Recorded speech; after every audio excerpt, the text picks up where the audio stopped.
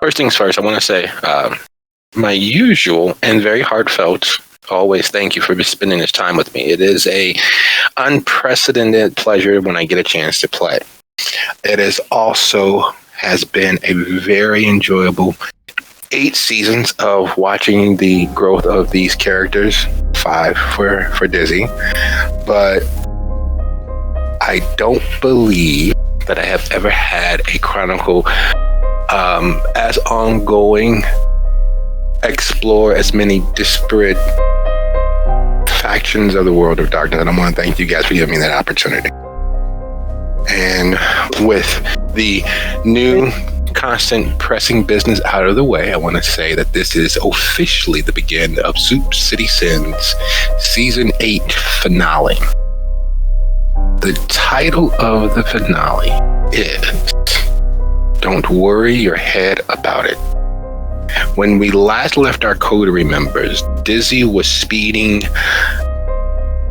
safely away from an intended kidnapping at the hands of the unaccounted for Dustborn of the Dalton area.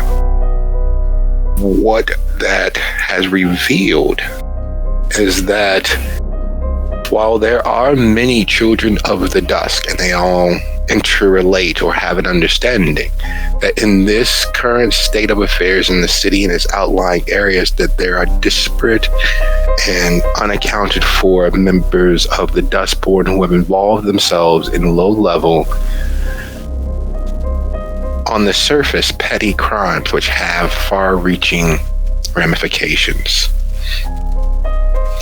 When we last left Hestia, she and Arsenio had come together in a most graphic, surprising manner as the Castiglione and Tories have executed the next step in their plan, an untouchable way to pick, annoy, and otherwise antagonize the shelter as a whole. Arsenio, unfortunately, being a well-known fixture in the gray and absolute dark areas of the criminal underworld, is almost as well known as his caddy, making it a moving target of easy location. And we left Lucio in the tender social mercies of Critias, one of the oldest operating conscious kindred in the city, if not the region, leaving him completely at the elder kindred's mercy after a sharing of various things. So, in this particular episode, knowing what the lay of the land is and where all of our characters, all of the stars of our favorite fiction are, I believe we will start in alphabetical order, with Dizzy having completed a text to Alexa, notifying her that the less than kindred, more than human Dustborn are operating in the Dalton area. And while it was a dark street and while it was relatively late in the evening, it is still a punch in the face that they would attempt to make away with Dizzy, a fairly well-recognized member of the shelter, a coterie of hounds at the beck and call of the sheriff of the city. It is akin to attempting to kidnap a senator or take out the deputy director of the FBI or a task force leader. They have tried a very bold and unprecedented action. So, concluding the text to Alexa, where is it exactly Dizzy is attempting to make off to? Primarily just the hell out of Dalton.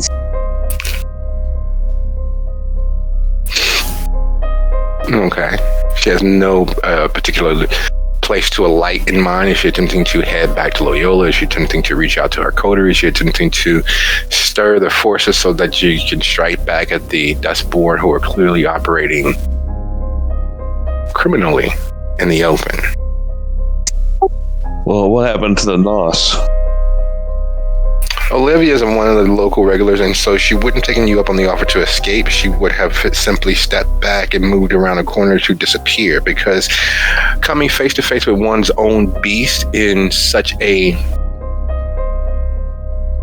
personally traumatic way is a good way to be shaken to the core, and that's exactly what she was. In that moment of seeing the angelic beneficence that Dizzy manifested, it was a blow to all that she had been, because during her living years, Olivia was quite the head turner. She was quite the chanteuse. She was a beauty and had been embraced out of spite.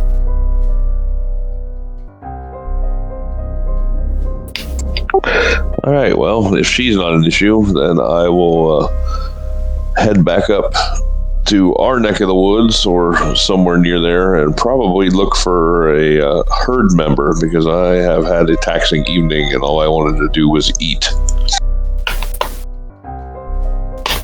Okay. So the drive from Dalton, making it over to 94 and down and around, getting off at Lakeshore Drive and taking that long scenic route north is not that difficult of a thing. In fact, it's actually one of the more easy paths to take. It's also one of the safest, as it's constantly well traveled. In fact, when Dizzy and her crew had previously circled through the city, as one of the many ways they took, because it is such an enjoyable scenic route. There's nothing better than watching the Chicago skyline spring out of the lake ahead of you, and nothing more Midwestern than watching Chicago skyline grow closer and closer as one slips along Lakeshore Drive, enjoying the lake lapping at one's right. Unfortunately, it's also one of the greatest misnomers of the city. Expressway travel, lakeshore travel is heavily monitored due to all of the many cameras, not just those being held by the average citizen, but throughout the city. And unbeknownst to most, not all of the cameras are monitored by the Chicago police. In the last 10 years, since they've proliferated the entirety of the city, many of them have been co-opted. And as Dizzy breaks the line somewhere about 87th, before she actually even makes the turn off of the 94 onto Lakeshore Drive, she begins receiving texts from G. The first being, why aren't you with the others? The second being, what's going on? And needless to say, G is not one known for her patience. And so before long, Dizzy's phone is blowing up. And the fact that G was able to circumvent cellular security, camera, and various other networks to target Dizzy says quite a lot. That's an investment of time, money, effort, and no small amount of skill.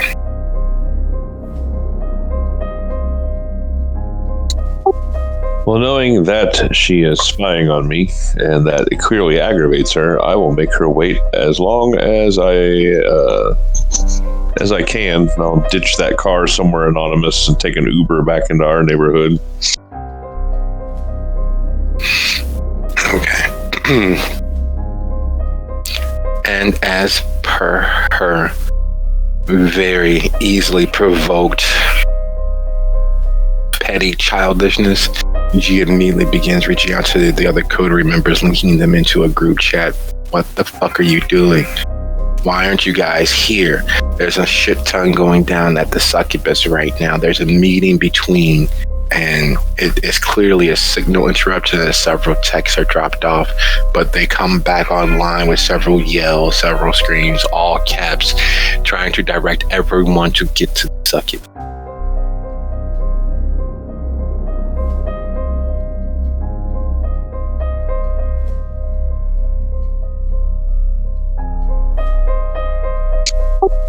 I will read them, but I'm not replying.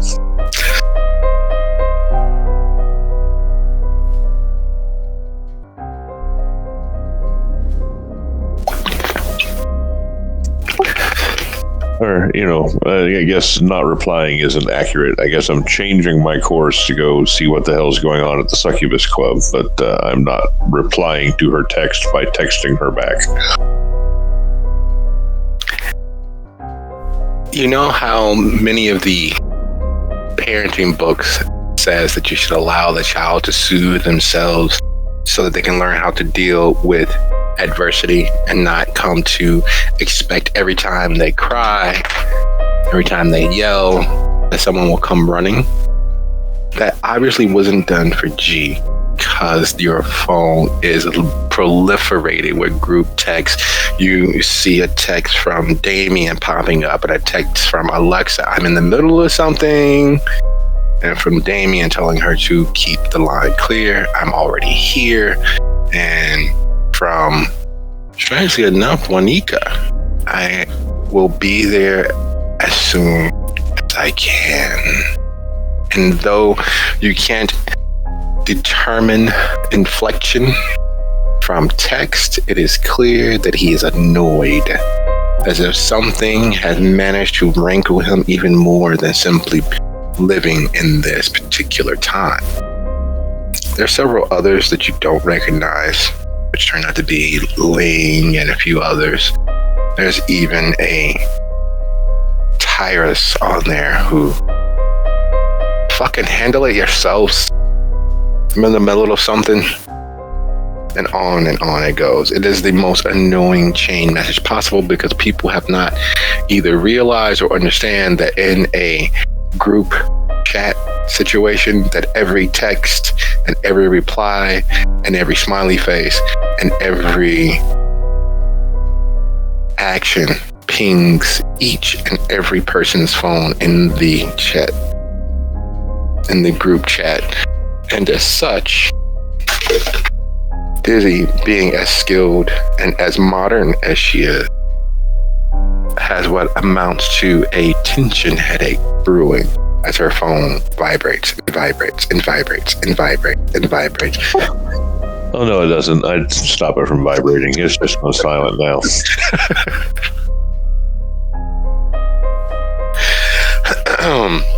So I'm turning direction and heading toward the Succubus. As Dizzy, how's Dizzy going to get there? Uber, Lyft, or she's going to take public transportation? Probably public transportation. That's a little farther than she's not exactly a kindred of means, so.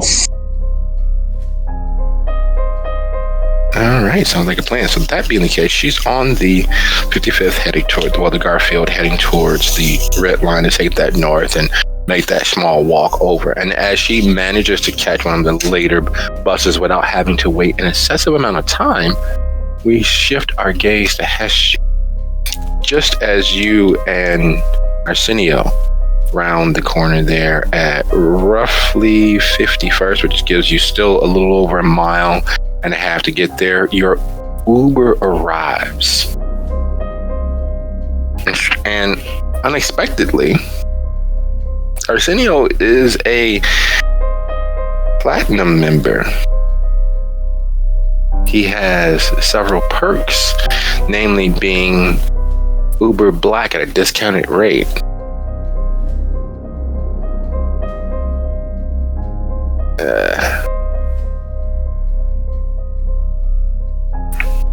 I don't know if you know this or not, but this isn't really my usual. I'm not so big on the hurt thing. And while I'm gonna put on a stiff upper lip and try to keep the groaning to a minimum, I think I am kind of in a bad way.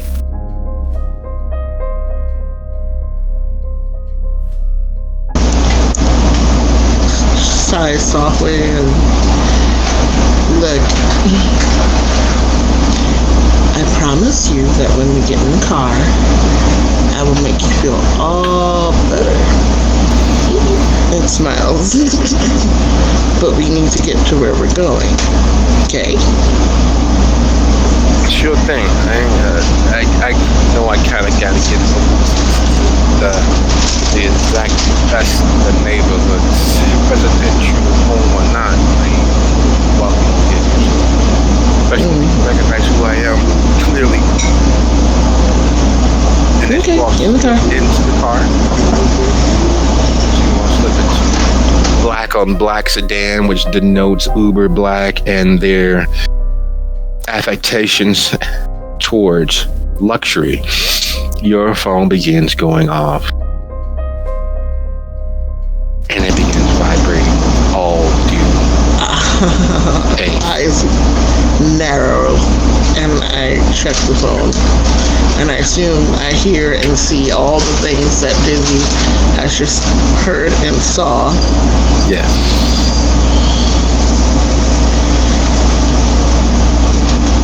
There's a definitive growl that happens. And instead of replying to group text, she's going to text G specifically and tell them, had a bit of a car accident, was attacked by local scum, trying to go get healed. You're gonna have to wait a minute. And then send it off, and then I very pointedly turn off the group text, put the phone on silent, and put it in my pocket. As you slip the phone away and your driver asks you, are you stupid? No one goes to the Regent Stein. Those are full of college kids, and at this hour, I'm sure they're doing things they probably shouldn't. But that's where you want to go. That's where you want to go. I'm just saying. No, I want to go to, and where was it that we knew that we left Lucio? That's where we're going. Yes, the Regent Stein Library at the Chicago, at the University of Illinois campus in Hyde Park. It is one of the larger college libraries. Have it quarter of the block, not counting the pedways which connect the various outcropping buildings. It is also one of the larger non-secular libraries of theologian research and history, partially due because the University of Illinois also receives several grants from the Catholic Archdiocese and various other religious organizations. Some of those along the way have been borderline apocryphal texts, and so it is a fallback for certain esoteric materials in regards to research and tracking down various family lines, various niche information groupings, which the learned, such as Hestia and various others, have used to potentially track down various family lines, various deeds, various things from the past which have been kept in the hands of various religious orders, including for quite some time, many land deeds were kept, copies of them were kept with the Catholic Church as a way to protect them, just in case things were their darkest timeline version of event.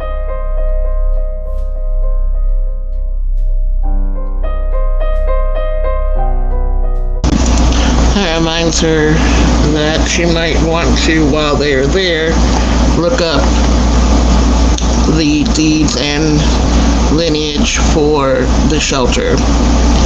But that's just a by the way in the back of her head, since we're going to already be there. In the meantime,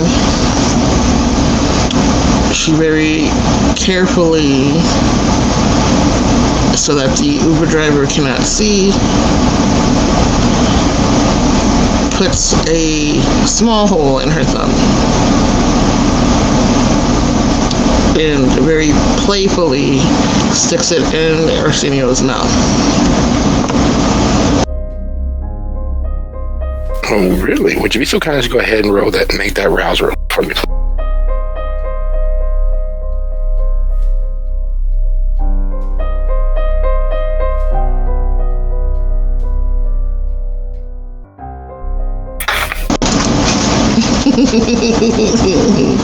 Her beast is, I wouldn't say not pleased, but curious as to what the hell we're doing. Yes, indeed.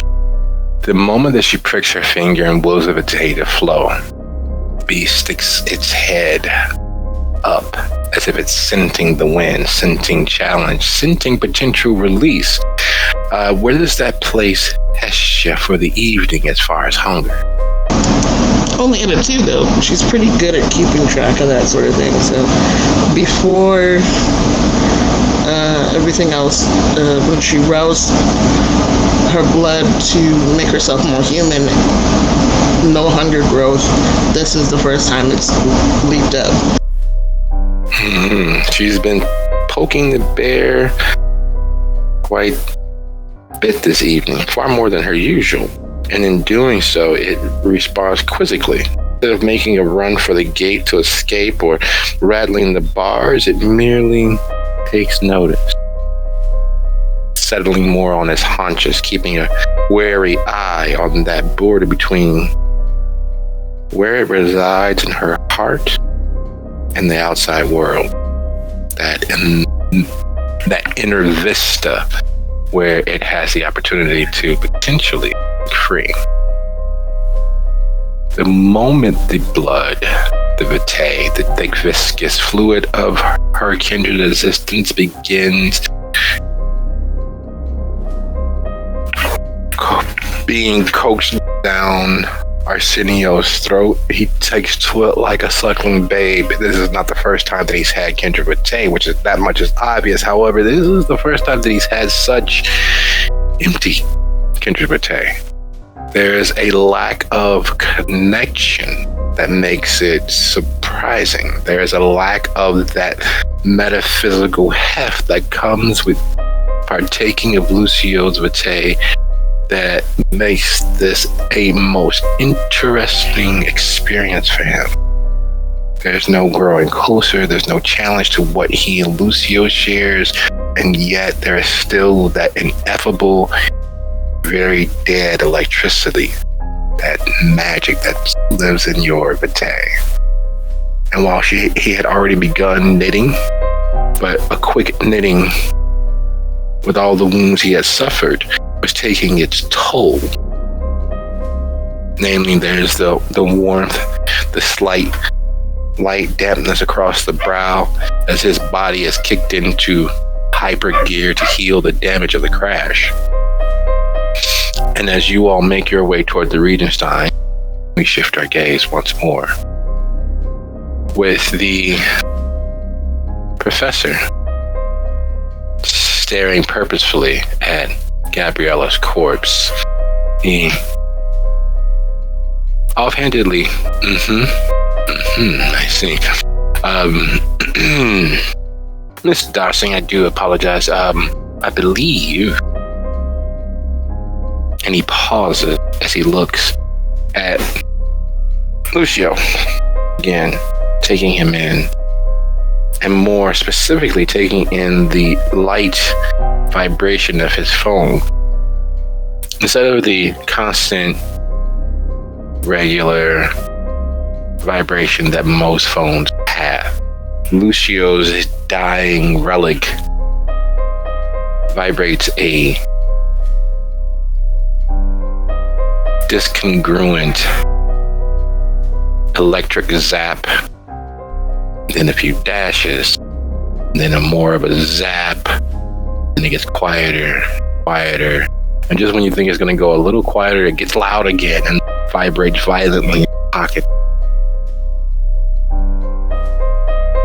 That's important.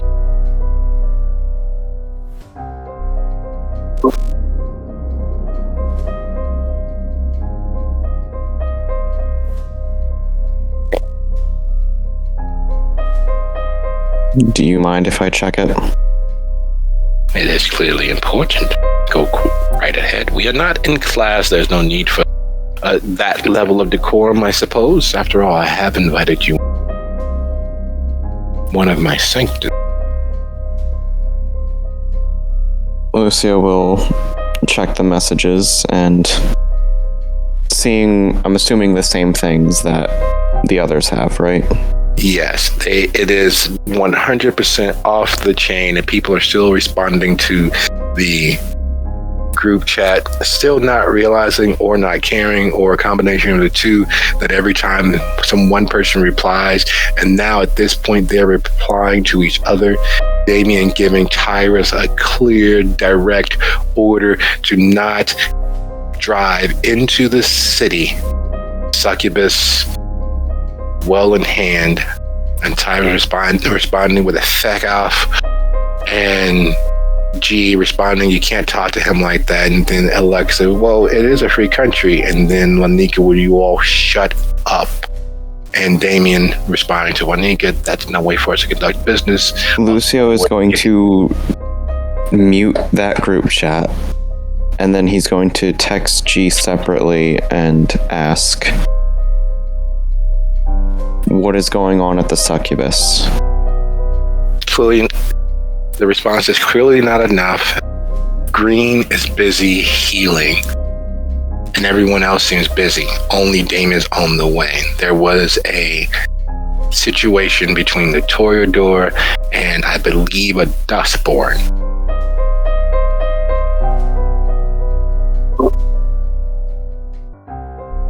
Lucio replies, so is the Duskborn dead or something? Worse, he broadcast a lie from some human's phone.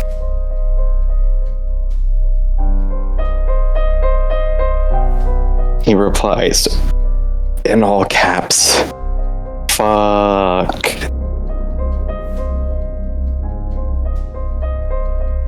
Instead of responding with any actual text, she responds with the shrugging emoji. And I know, right? Oh, Toreador, Annabelle. As soon as he reads that, he looks to Critias and says, you said you just had a meeting with Annabelle, right? Yes, 2 or 3 days ago. Oh, that's what you mean by just. Never mind. Is there some issue with Toreador permission? There seems to be an issue at the Succubus Club. There always is since the name change. Yes, but I think this one might require some more immediate intervention. Unfortunately, I don't have a quick ride. So he's going to send a quick message to Arsenio asking, how soon can you get here?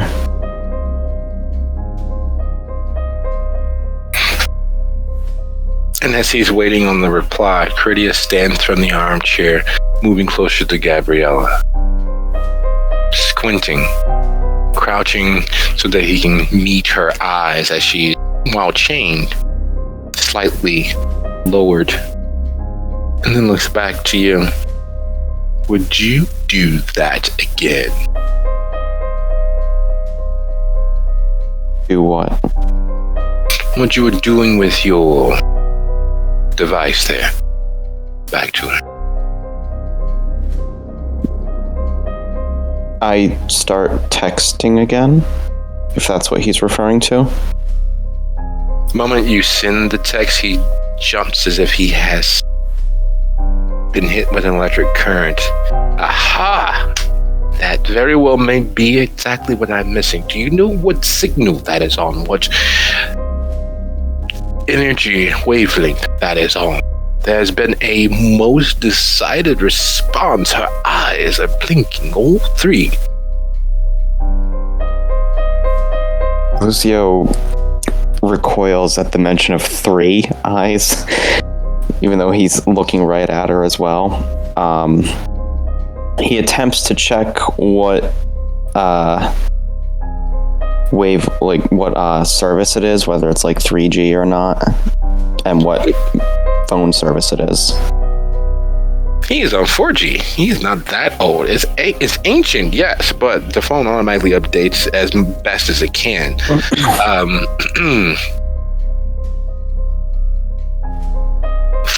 4G, is that the number of megahertz? Is that 4,000 gigahertz? Is that the amperage? That stands for fourth generation broadband. I am honestly not entirely sure of the specifics of how these electronics work, but I know it's from, and he tries to look up his service provider real quick. Cricket.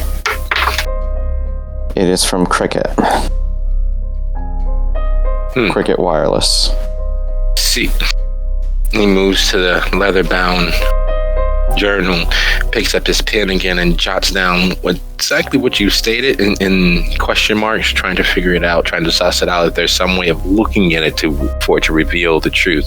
None of it, of course, is making sense. And this is one of the few bits of information, bits of technology that seems almost completely beyond him. And it is surprisingly humanizing that of all the many esoteric, metaphysical, supernatural secrets that are bouncing around that gray-haired, nearly white pate, that the idea of 4G and Cricket Wireless is beyond him.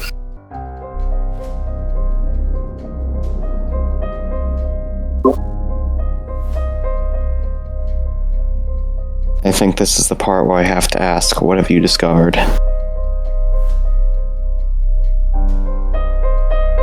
In regards to Gabriella here, Yes. I have discovered that her growth into her elder state seems accelerated.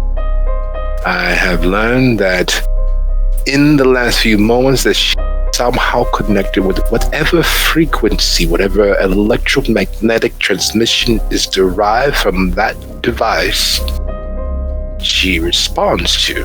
What that response means, I am not entirely sure, but I will find out most expeditiously.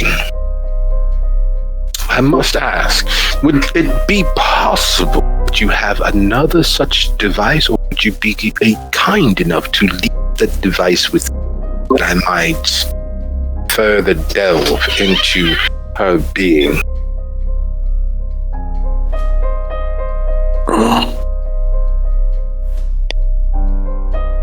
It might be easier if I think I could probably buy a new device for you, if that's what you wish. Oh, they are for sale? Yes. Well, I'm not sure if this model is still for sale. This one's a bit outdated. Really? Interesting. And how old is it? 20, 30 years? That's an excellent question. How old is this phone? 7 years at the outside. 7 years. Impossible that it could be outdated in such a small period of time, but if you say so. Yeah, unlike us, these things go out of fashion real quick. So is your hound business pressing? Will I have the pleasure of your association shortly thereafter? Well, me being able to get to the hound business depends on whether I can actually have the person who drove me here come get me, or find another ride. Right now, either one of those seems to be out of my control, so until then, I will be here. I see. That is good news indeed. That means that I can impress upon you to keep our evening to ourselves. I was going to ask you the same thing, to be honest. I don't think any of what we've heard or what we've learned tonight would be wisely shared among others. Not just as of yet, no. But I understand that you are in association with the Blood Tsar as well. This is true. And while I find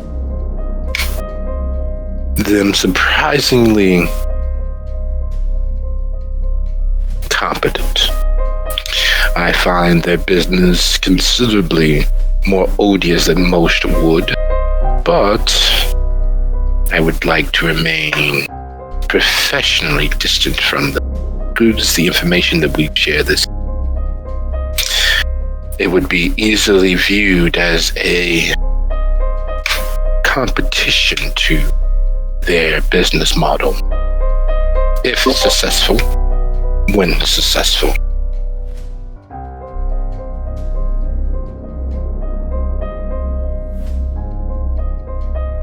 That does remind me about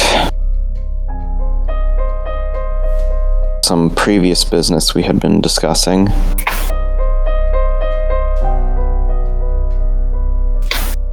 But when you say impress upon me, I take it you mean another suggestion again.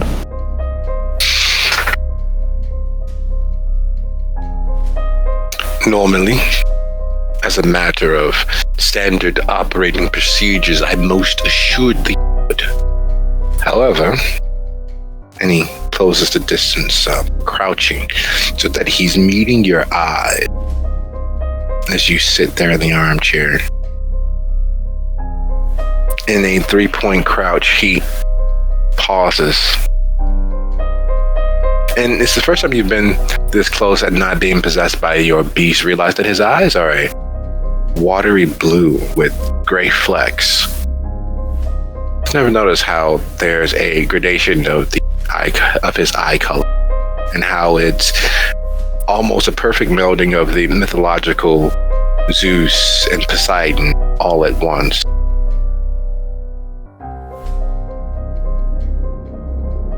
I believe with the moments that we've shared, there's a base trust between.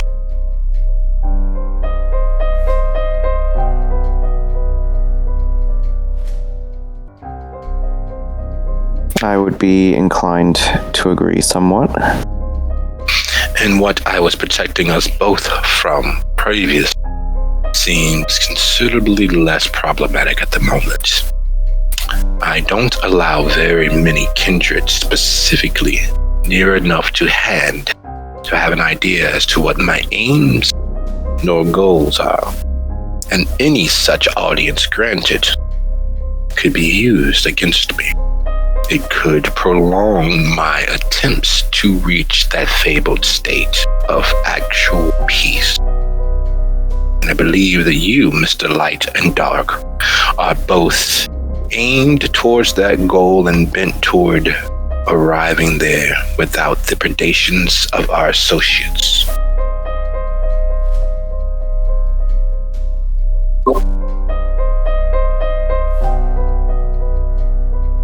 Do you propose?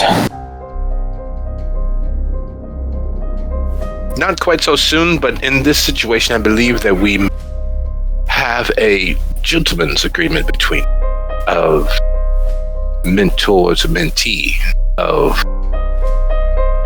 instructor, tutor, perhaps, to student.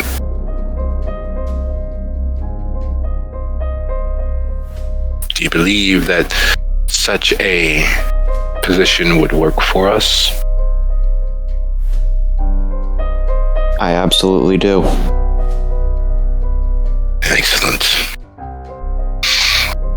And it's not often that I have the pleasure of meeting with equally honorable individuals. Do you know that during the Empyrean party nearly this time last year, some brigand absconded with my limousine? It's not often that I take such conveyances, but it is the reason why now I am relegated to purchasing cars on demand. renting them for the evening.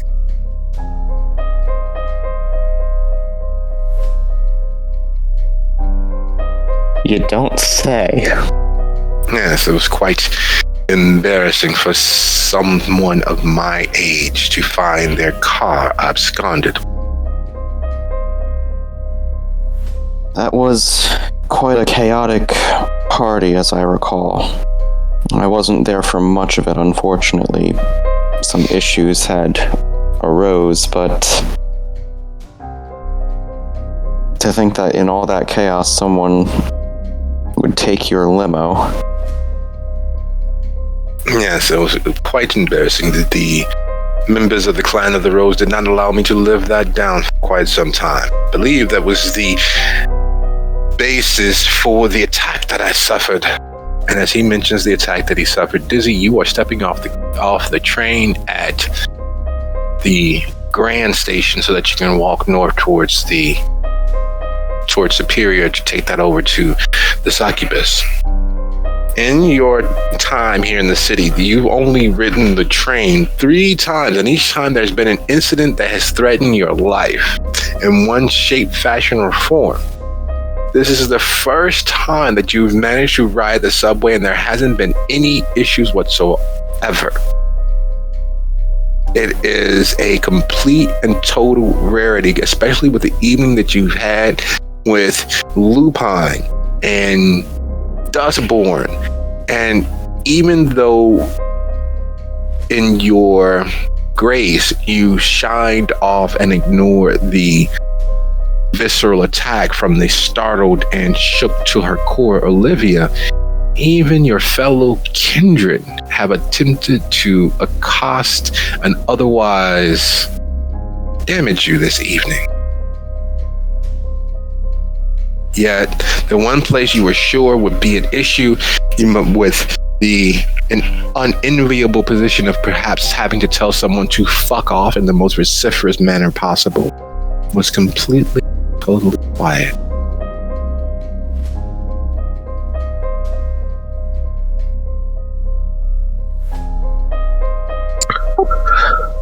All right, well, I will hang out across the street and just kind of watch what's going on for a while before I enter the scene. As you ease along the sidewalk, stopping across the street from the Succubus, you realize the girl standing on the corner and discussing which bottle they were going to open, they tickle a vague recollection, a vague remembrance, like you've seen them before. Like they seem like people that you've dealt with a little closer than you may have paid attention to. Someone in the background, some faces that were around. Faye, are you stupid? There's no way that we're going to go from liquor to beer. You'd be better off not drinking anything and just sticking with those stupid coolers. Come on, it's not that bad. In fact, it makes everything better. You can just go right to sleep. Plus, with your guests you're inviting, God knows what's going to happen, and I'm probably going to need my rest.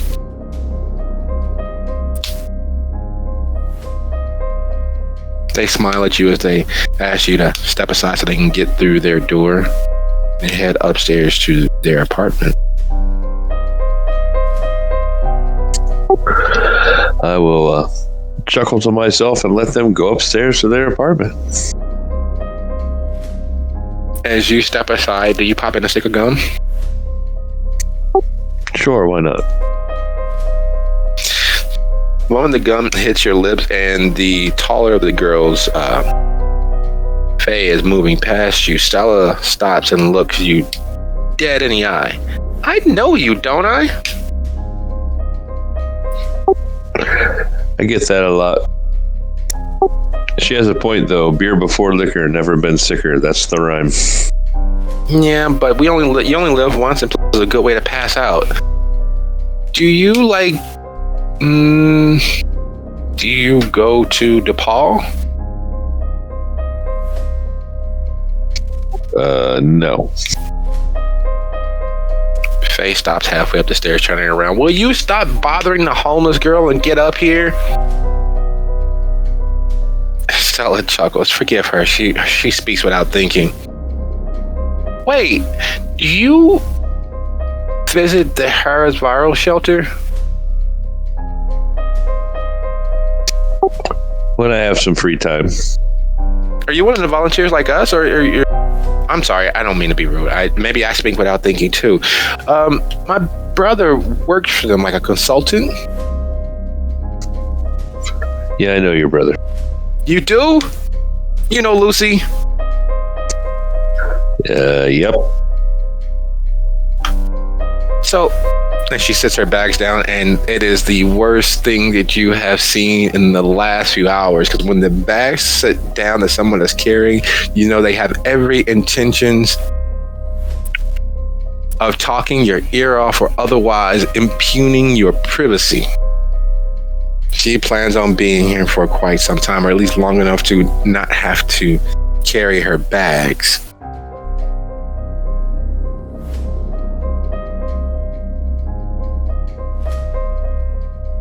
He hasn't been answering my text, and I know that he's really busy, but mom and dad have been, mom specifically. She keeps talking about she needs to talk to him. Some things have come up, and I don't know. But anyway, I actually just, like, if you know him, like, I know I'd seen you somewhere before.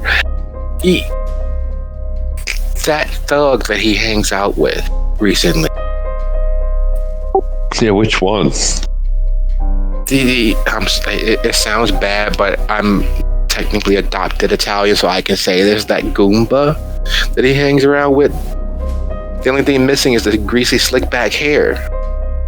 It looks like a muscular Tony Soprano. Yeah, you're still gonna have to be more specifics here.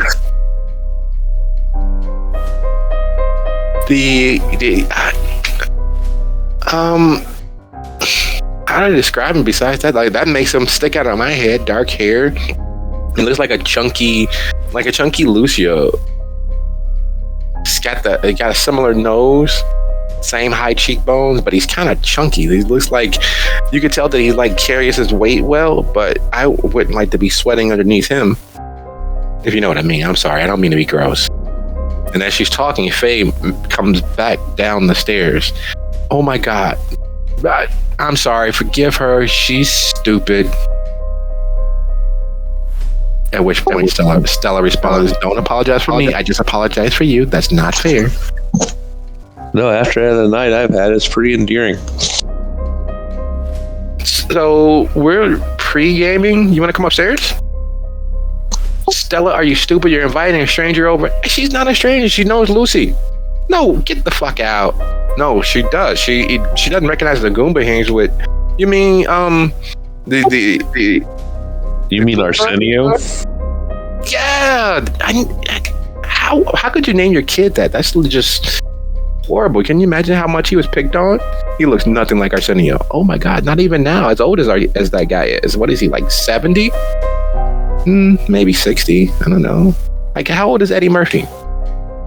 90? That's makeup. Oh God. So you want to come up and have some drinks?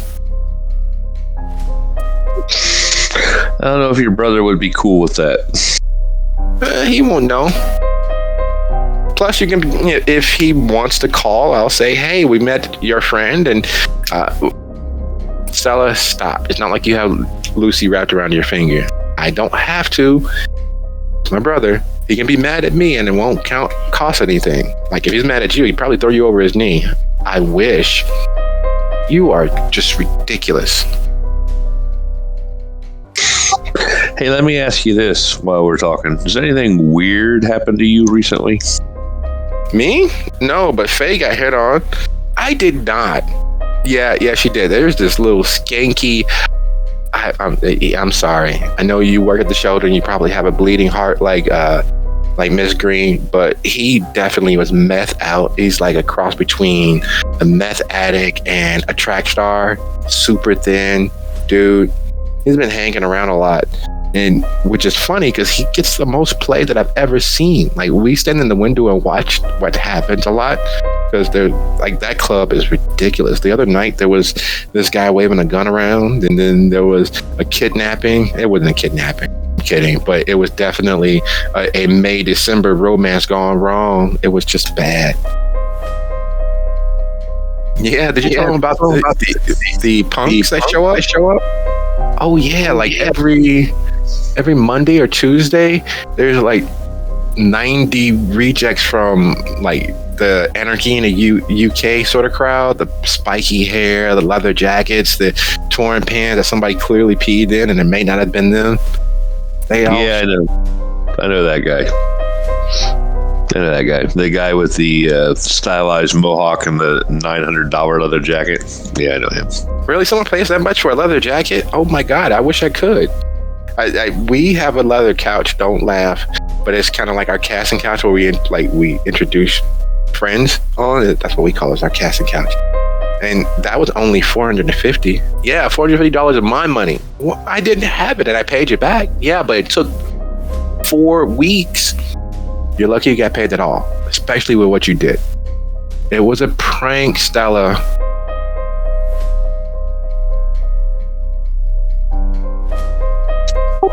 You two are quite the couple. No. I'm going to take that as a compliment because I know I'm way out of phase league. You wish, Stella. Look, I know you could probably tell we grew up together. Well, mostly. Yeah, I grew up and you just kind of hung around. And on. They bickered back and forth. And you can tell that it is in fact all very much love. There's a easy finish each other's barbs conversational tone between them. And their actual care for each other is apparent because even as they're talking, Stella is the by far physically braver of the two. But Faye, you know from experience with dealing with people all over the city, all over the country, that she would probably be the first one to throw a punch and mean it. She is eyeing the crowd around you both as you two are talking, you and Stella, and she keeps flicking her gaze across the street, keeping your eye on the activity over there, which is saying a lot because even at this hour of the evening, the succubus is well in full swing. The line is already almost 2 blocks and there's still other cars pulling up. You know for a fact that was just a Lamborghini that moved down the block, and then there's a Bentley, and people show up there in the upper floors to prove that they were there. So they spend months of income or otherwise go into debt to say that they party at the city renowned succubus, all the while unknowing that what lies in the basement, in the maze, and what happens in the VIP area, and who and what they're rubbing elbows with.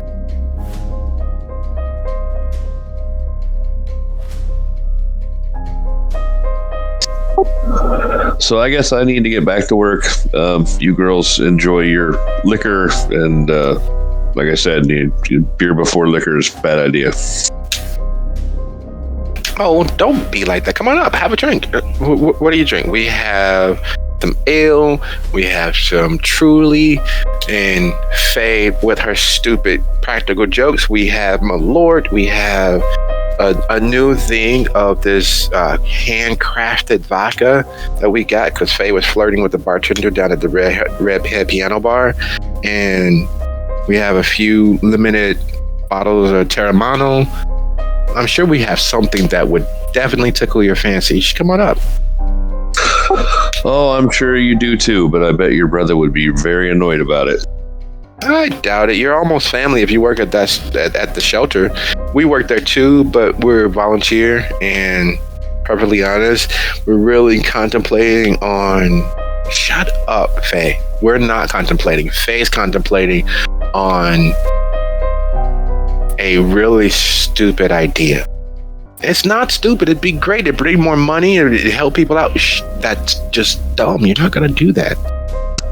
You know what? I tell you. I am an expert on the fine line between stupid and clever, so why don't you run that idea by me real quick? Well, you know how everyone's has these Kickstarters, and everybody uses that to launch the business. Now, the shelter hasn't really been making much money considering how low on staff we are. So I figure that with my social media footprint combined with Stella's social media footprint, with our associates that we have who don't have a social media footprint, we can get a fundraiser started, do something like the Lou Rawls. Oh my God. No, that's dumb. And you didn't ask permission. I don't have to ask permission. It's a charitable donation. And if we do it, they won't be responsible. So if it goes bad, it's on us. Or at this point, considering you don't want to work, it'll be on me. And we can attract attention to the shelter. And we can get people to actually lend in. I already talked to the father at St. Jerome's, and they're willing to go in on it. They are in the money. I have not seen anybody there I have not seen any of their fundraisers in the neighborhood fail. And if they can do that in a neighborhood, imagine what they can do in the city. Shut up, Faye. That's stupid. One, you don't want to attract attention to the shelter. You don't do a good thing and show everybody that you're doing a good thing. Two, the shelter's doing fine. So we're a little light on staff, but we're not that light that we have to be there all the time. Yeah, but Sebastian should have more free time. That kid doesn't want more free time. He lives and dies for the Yeah, but I feel bad for him. He's so cute. And his father, what about his father? A cab. His father was a cop. So clearly you know what happened behind closed doors. Oh, God. Don't be so stereotypical. He's perfectly fine, and it's clear he loved his dad. Yeah, well, it's just an idea. So, you coming up? Come on. And Stella links her arms with Dizzy. Her smile, completely and 100% authentic. Her warmth, even more so.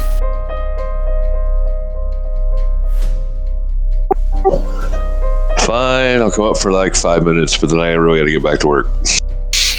I don't know what you're doing, and I don't care, but the party is in the offing. We got a couple of friends from school. We got a couple of friends from not school. Anyway, come on. We will have enough for everybody. We even splurged and bought the 26-foot long from Jimmy John's. Oh my God, you and those stupid subs, you know, it's just fat, all of it. The bread, the cheese, the lettuce, I'm sure is even plastic. Shut up. I love it. Some of it's sugar. Even better. And they insistently take Dizzy's acquiescence and lead her upstairs and begin showing off their apartment with their view of the succubus. You can see everything from this particular angle. The line, roof, second floor. You can almost see down the alley on the side of the building, which leads to the maze where most of the less than polished rabble hang out, exploiting the Elysium loophole. Hey, can I smoke in here? Smoke what? Just cigarettes. Don't get too excited. Yeah, hang on. Although, if you want to smoke something better, Faye says as she runs to her room, comes back with an ashtray in the shape of Buddha. His hands are the ashtray basin. His fingers where you would stick the ashtray to hold between smokes back in the old days where people would actually sit their cigarettes down.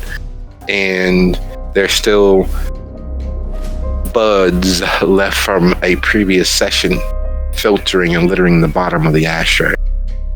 This is my favorite. Shut up, Stella. And Stella hasn't said anything, but it's clear that she's about to. She likes to make the joke of it being my transcendental meditation tray, not my ash tray. It's my ashram tray. Stupid joke, I know. No, it's kind of clever, actually. I like it.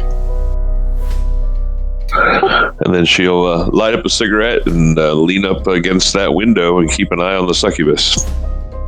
And as Dizzy sparks up, Hestia, the Regenstein being what it is, and you guys are easing to the curb, you know for a fact that there's no way that it should be as busy as it is. You see about 15, 20 students entering and leaving. You see the lights on, and that somehow disconcerting.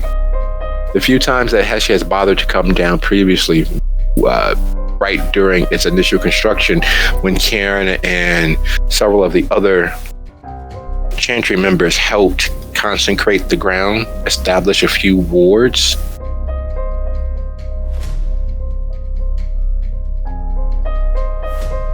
the architecture and layout of the grounds was designed so that from the top down, it forms the image of a mancala, and it has been warded against several different spirits because it exists not on a ley line, but close enough that the strength of it can be pulled in and utilized to find what one is searching for.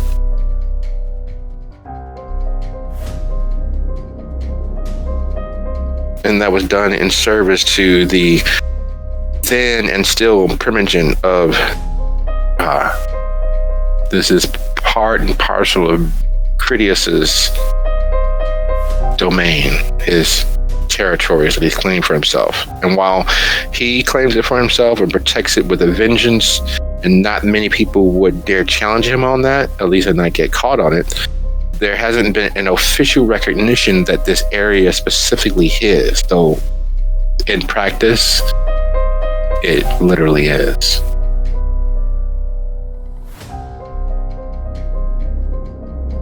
And as you all pull to the stop, Arsenio's phone begins vibrating. He looks at it, and you know, Ashley, what you've done for me is something that I will never forget. That was, and he takes his finger and massages his lips as your vitae, while drunken, leaves his lips a little redder than they were. Not quite like he's wearing lipstick, but it definitely has a blush to it that wasn't there before.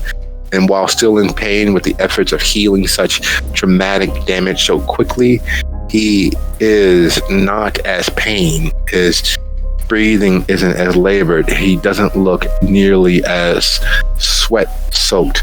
And the blood, which has caked his shirt to his skin, isn't flowing any longer. Hey, it's Lucy. He needs a ride. And he responds back, we're out front. The caddy is gone, but we got an Uber. Want me to hold it? Oh, is he calling right now or texting? Texting. And you watching the 3 dots appear in your message from him, and how slowly each word appears on the screen. Instead of it being one singular blob text, he is literally typing out, sending as he types. As per his usual. I reply yes. Hey, yo, SJ, he says he wants us to hold the Uber. Hey, buddy, if I give you a couple of Jacksons, you're gonna stay right here, right? Off the books, off the register. Yeah, sure. If you want me to stay, sure. I'll just book the ride when your friend gets here. Oh, good, excellent. Hey, As you need me to go in with you, or you want me to hold the car?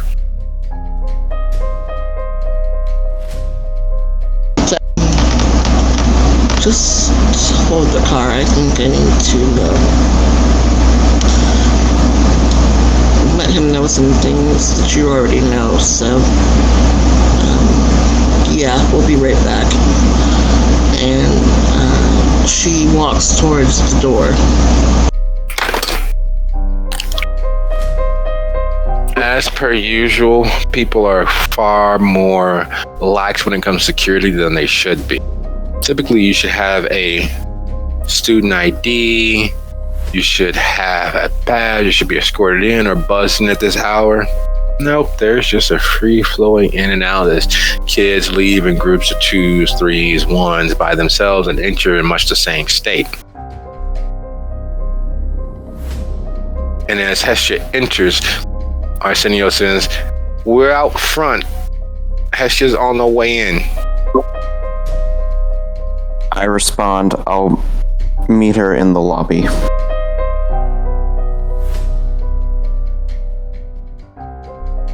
Separating from Critias is not a hard thing to do. In fact, he's downright chummy with you all having had that understanding reached between you. There is a few niggling thoughts at the back of Lucio's mind, but as he bids his adieu to meet Hestia, is there anything else that he would like to wrap up with Critias before disappearing up to take care of his hound business? Lucio will quickly mention, he'd definitely like to help with the future research, but he'd also like to, I think he mentioned earlier, borrow a book on if there's any kindred history book or text available, perhaps in exchange for the phone. Yes, of course, I can do my best to jot something down. As far as a detailed history, that would be more difficult to arrange. We hide ourselves not only from human interaction, but also other kindreds. Surprisingly, myself and Annabelle would have the most practical information as to the kindred of the city, followed shortly thereon by Ballard or our Seneschal Sovereign. Though tangling with either of those two blue bloods will most likely cost you considerably more.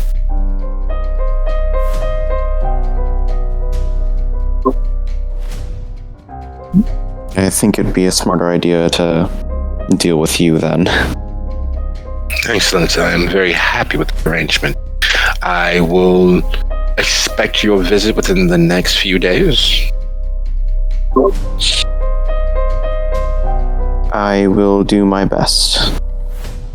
Good. That is great to hear. I'm very happy with it. He rests his hands on your shoulder as you rise and he walks you toward the door. I'm sure you can find your way along the pathways, correct? Yes. I need to tidy up here and complete my notations. Mr. Darcy, I must say this has been an enjoyable evening. Forward to many more. Likewise. As you make your way up, timing it almost perfectly as Hestia slides past the door into the lobby, past the turnstiles, which are the only security for the Regent sign, is there anything you two would need to... How would you greet each other? Hestia looks as if she has seen better days. Lucio looks, even for himself, slightly pale. And no one around you seems to notice any of it.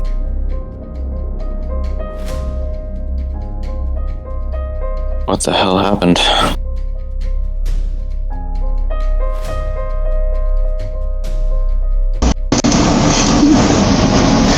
It seems Hugo's little employment drive was successful. I was in the front seat. We were on our way here, and almost T-boned. I caught it at the last minute, and Arsenio is quite skilled. But we still ended up on top of a Prius and having to get away before they got the ambulance involved, because Arsenio was pretty sure that if we went to a hospital we'd be sitting ducks and that they would push the attack, because people die in the hospital all the time. Indeed they do. That does seem to be Well, it's a good thing we have him around to He was kind of talk hurt. about. How's he doing now? I fixed him. You fixed him. She smiles. Yes. How? A gentlewoman does not kiss and tell. Let's go. We have things to do. I'm So- sure. I have no idea about this. What do you know about the situation with the Succubus Club? Not a lot of anything. I was too worried about being followed to really pay attention to what all was going on. But I saw Dizzy respond, so that means she's okay, and we don't need to go to Dalton to rescue her anymore. Thank goodness for that. Oh, thank God I did not want to have to deal with werewolves. Alright, I'll fill you in on what G told me on our way there.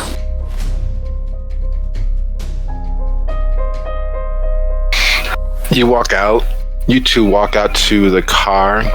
And Lucio, even with the car ended up on the Prius, you've seen the caddy take its stripes, take its lumps, take its hits, and keep on trucking. Kind of expect to see the caddy there, and instead, there's a Lincoln Continental sedan there. And there's a small twinge of regret. That car has served as your noble's chariot, your steed, your therapist couch for nearly a year now.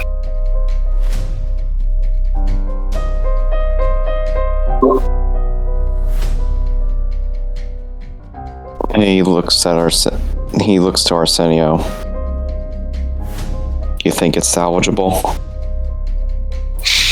I certainly hope so. You know, they don't make them that way anymore.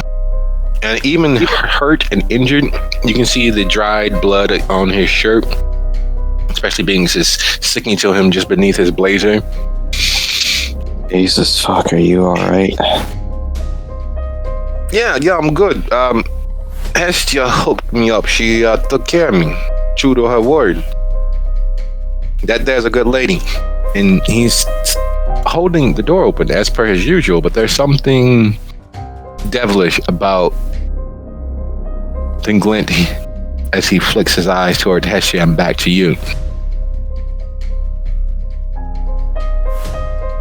Lucio looks back and forth between the two of them, confused as to what's going on, and decides not to question it any further.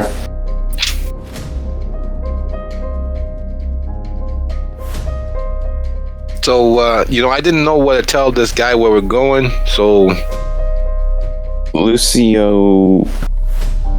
Does Lucio actually remember... Stella and Faye's place was right next to the succubus. That's where I saw Laura Blakeney all those months ago. So he does know where it is. Yep. Okay. Across the street. Full view of the club. So then Lucio's gonna give the driver the address, like the corner to drop them off on. Oh. Why didn't you say you had that level of money? That's a very good club. I have picked up many guests from there. In fact, of everywhere in the city, that is my favorite place to pick up fares. I receive very, very huge tips. And he looks at Hestia. I receive tips of all kind. And he turns back to the road, easing out into the very sparse traffic there on 53rd, making his way. Instead of going like most would back to Cottage, he heads east toward Lake Park. The ride there normally should take you about 35-40 minutes. He unfortunately is in fact a true native, and instead of staying on Lake Park to Lake Shore, he cuts down and over, taking several side streets in and around, crisscrossing back and forth until you arrive at the corner there at Superior. 26 minutes in. On the ride, is there anything that Lucio and Hestia are discussing?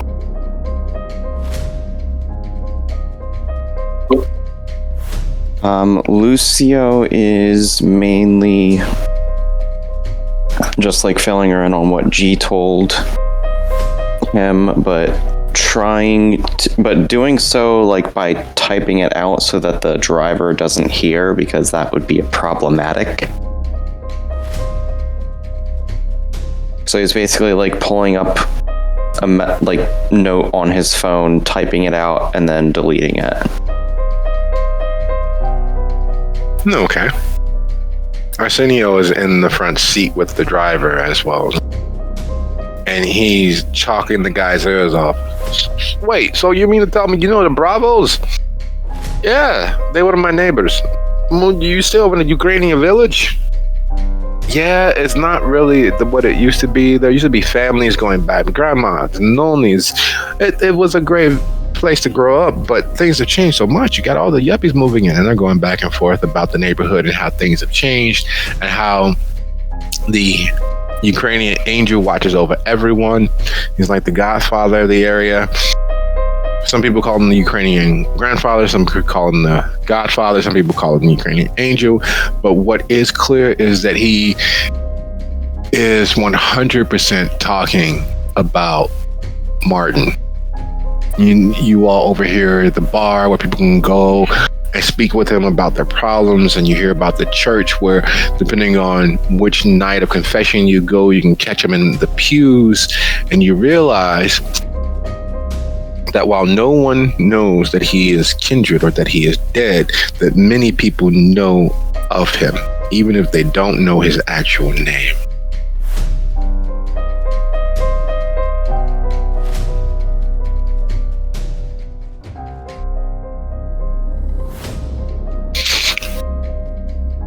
So as you all arrive there on the corner of Superior and bail out with Arsenio tossing a considerable few handfuls of Jacksons toward the driver, hey, tell Sal to look me up. He's a good guy and we can talk. You all are standing across from the succubus. Right over your head in the apartment there on the 4th floor, Lucio knows is Faye and Stella. Last time he visited, sharing drinks with them and watching the evening go by. Specifically having to get Stella up from her bed because she had drifted off to sleep. But all the same, it was a fun evening. It was a memorable evening. It was one of the few times where he got to associate with his sister without there being any pressure, and there was no immediate threat. And things seem to be moving in a good direction, a brighter direction. No sooner does he have that thought than he sees 6 or 7 unsavory gentlemen moving toward the door. And yeah, these girls are fucking crazy, I tell you. Like the redhead, my God, when the way that she was dancing had my soul floating from me. Now get the fuck out of here. She's not into you. She's not into fucking people who can't even wash their ass. Dude, that was me. That was me. Funny, but stop saying shit like that. You know I have a problem with water. It's the reason why I take waterless showers. Dude, I'm kidding. It's all right. We know you have issues. You know your skin's gonna burn up like the Wicked Witch of the West. And we know that you're allergic to your own sweat. Dude, it's just a joke. Relax. Plus, I'm sure as many people as they're connected with, yeah, how do they figure it out what's going on out there? I'm telling you, those guys, you don't believe witches are real, but I think they very well might be. How else did they know that the Dalton police station was empty at that moment? Yeah, but thank God they did drop the line on us and help us out. Yeah, but how long do you think their streak's going to continue? Well, I heard they already got arrested once. I was worried about them state's evidence. Nah, that's probably for some graffiti, or they probably ran out on a bill. Nah, no, these girls are real hardcore, man. I tell you, they're connected with almost everybody in the mission. Get the fuck out of here. They're fucking college girls. Yeah, that's how you think they're connected. No one suspects the college girls. I'm telling you, they're gonna be our main hitters once we get them up to the range. What's with you and all these guns, man? You don't need guns. And lo and behold, they don't stop talking and they move in. Clearly masterminds of some terrorist cell or some revolutionary cult designed to overthrow the man, bring down all sorts of systems that are preying on others, and that noble, childish, immature rebellion, all sound and fury signifying much of nothing, except for maybe a long police record.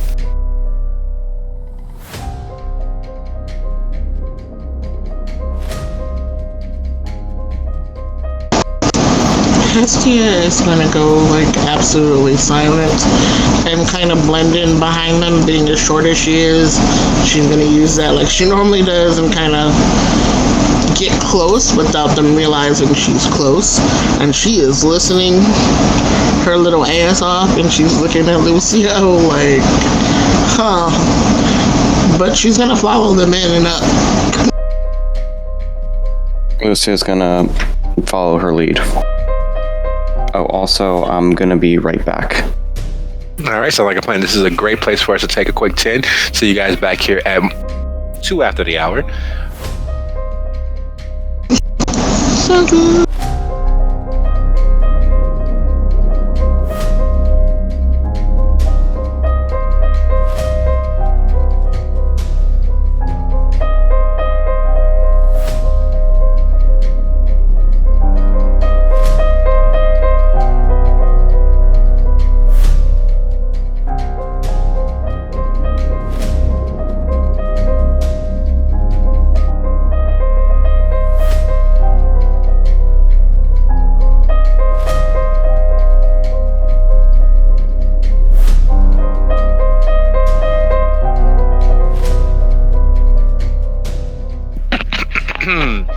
Greetings and salutations, everybody. Everybody back? I'm here. Yep.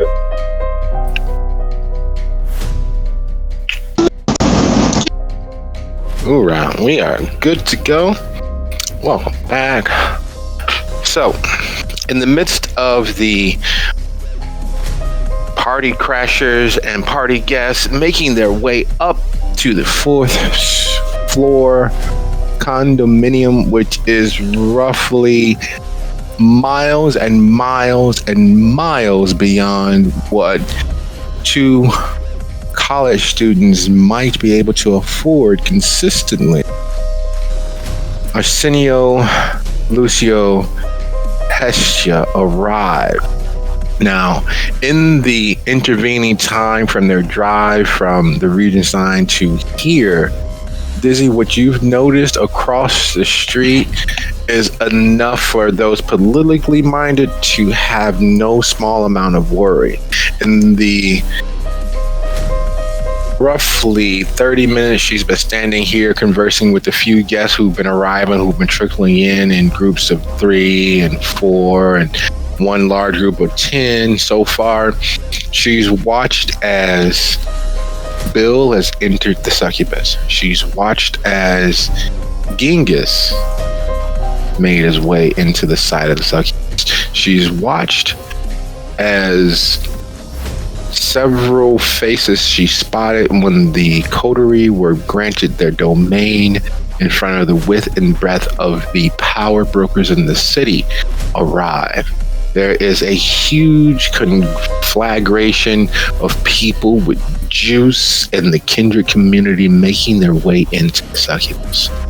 It looks like a meeting of Primogen. It looks like a meeting of more than a few powerful and politically connected kindred seeming to move into the area for either damage control or a war council.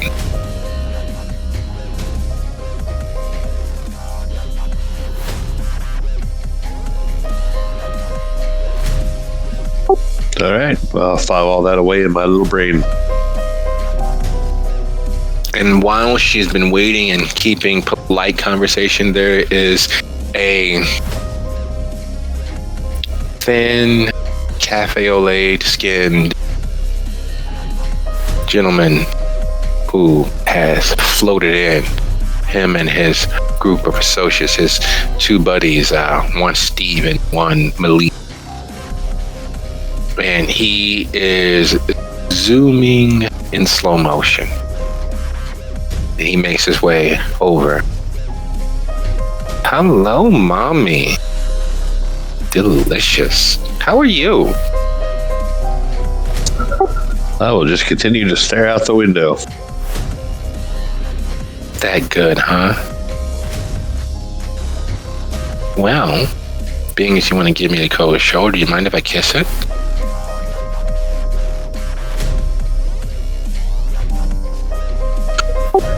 Yeah, it's probably a bad idea for you. Oh, come now. I've gotten compliments on what my lips do. Unless, of course, you want to show me how to do something better. I really don't have the energy or the time. Well, I can provide the energy. I kind of have an ability that could help you. Low estrogen or testosterone or just perk you up. I'm sure you do, but I'm not buying today. Oh, no. You know the first one's always free. You might as well exploit the system.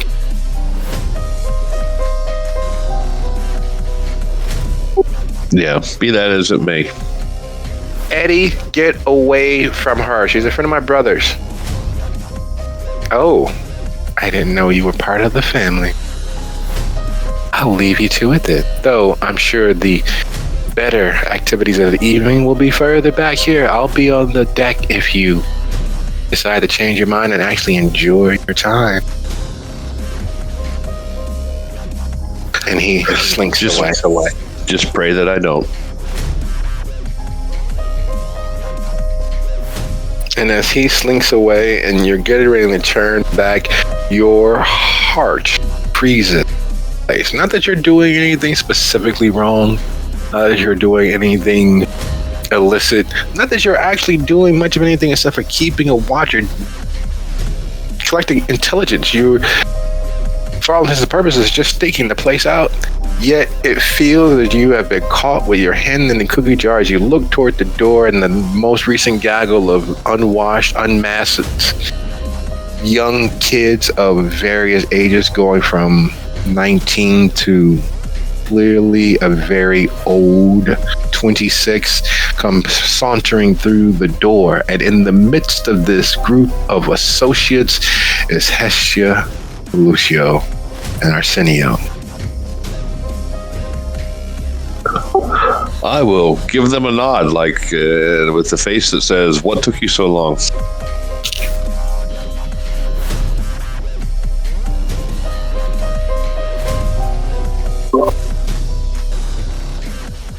Because the best defense is a good offense.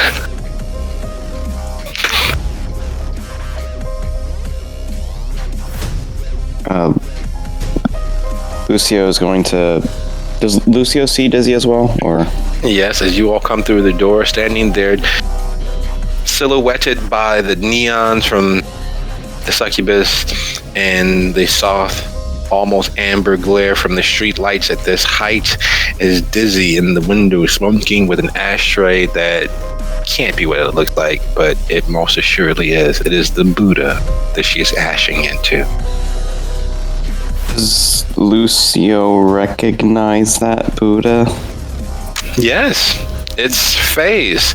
She, when vacillating between her vape and her poorly rolled devil's lettuce, used that ashtray and talked leveling about how she found it in a resale on Milwaukee at Village.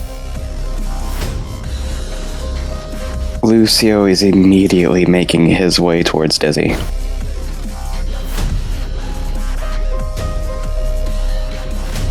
Hey, yo, Lucy, I'm gonna go see if we can get you a drink or two. And Arsenio heads towards the kitchen, following the crowd as they begin talking about, oh my God, they got some of everything. Hey, look, she got that skull vodka or gin or whatever it was. Oh, look, and she got the tequila and a gun.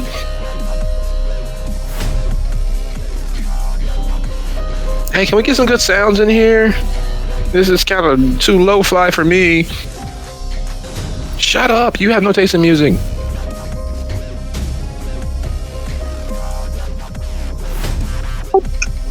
Hey, what's up? Something big going on over there.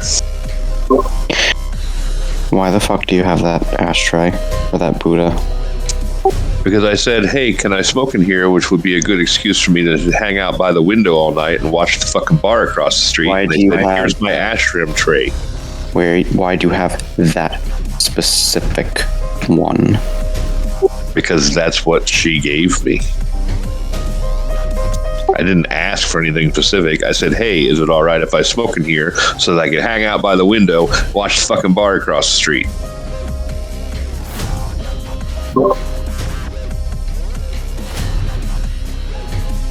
I guess I'm not being clear. Why do you have my sister's? Well, because it's her apartment, so if it was someone else's, that would be fucking weird.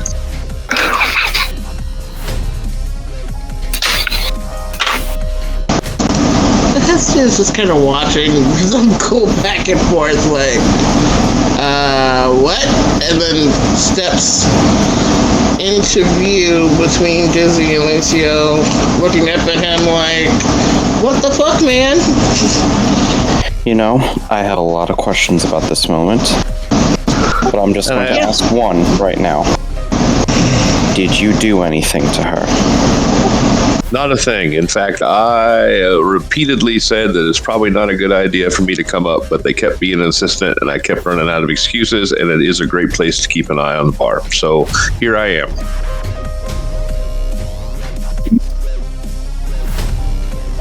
All right. As long as she's fine, I will drop the issue.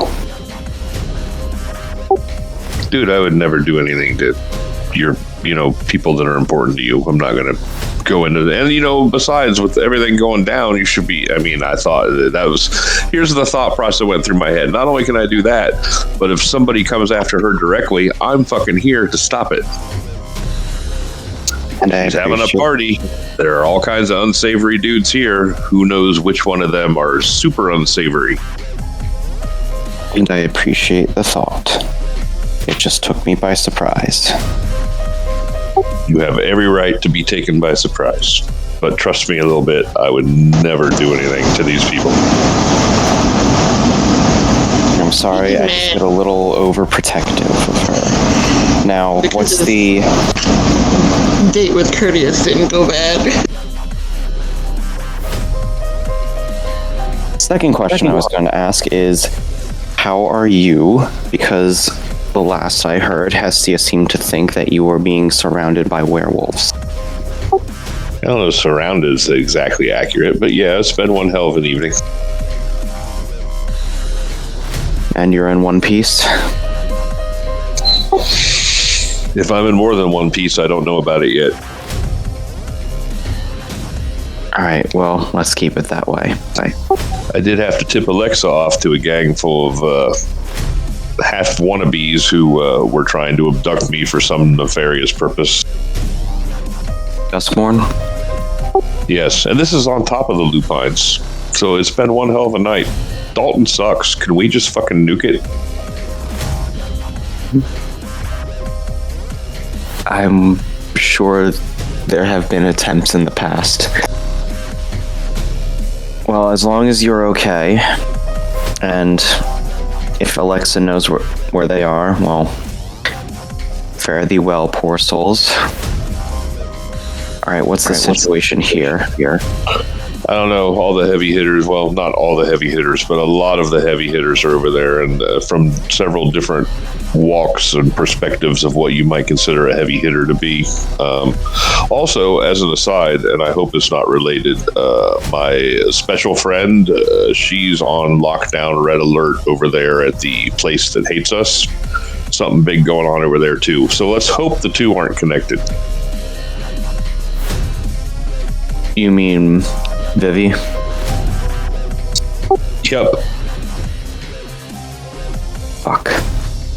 Well, Speaking of which, you might want to give her a heads up to get a vehicle that she isn't normally seen in, just in case she's been followed, because that's the only reason we got hit tonight, is because the caddy is so recognizable, and the person that drives it is recognizable. You barely got out of there.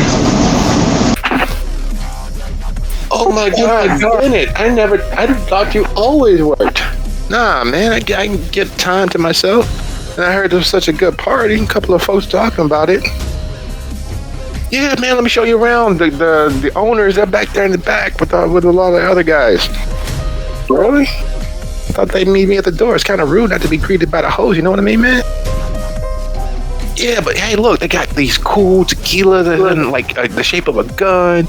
There's some in a skull. These girls got some of everything. Yeah, that's what I hear. That's why I wanted to stop by. A couple of the regulars were saying that these girls are on the up and up when it comes to throwing a party. You know, maybe we should take this conversation elsewhere so that we don't have any eavesdroppers. That's probably a good idea. They're probably needed in the club anyway. As you all say that and look toward the door, you in fact do see Stedman from Red Note entering with a tall, scarlet-haired woman on one arm and a brunette on the other, greeting people as if he's Frank Sinatra or Elvis or Dean Martin from back in the day. The handshakes, the smiles, the head nods. It's like a local celebrity or a party scene celebrity come to roost. He hasn't noticed you all by the front door because everyone else is glomming on and glad-handing, kind of ushering him towards the center of the party, which, like the center of most families, is actually the kitchen where the impromptu bar has been set up. Hey, I know it's none of my business and you don't have to answer, but how do these two girls afford this place and why are they disconnected? That is something that I would like to know myself, to be honest. And I'm worried I'm not going to like the answer. Because, as their boss, I'm pretty sure I don't pay them this well. Wait, people are getting paid there? Some of them are volunteers, some of them are using it for college credit, but I can't very well expect people to live on college credit and feed their kids. So the adults who don't volunteer and are there more on a permanent basis get their pay.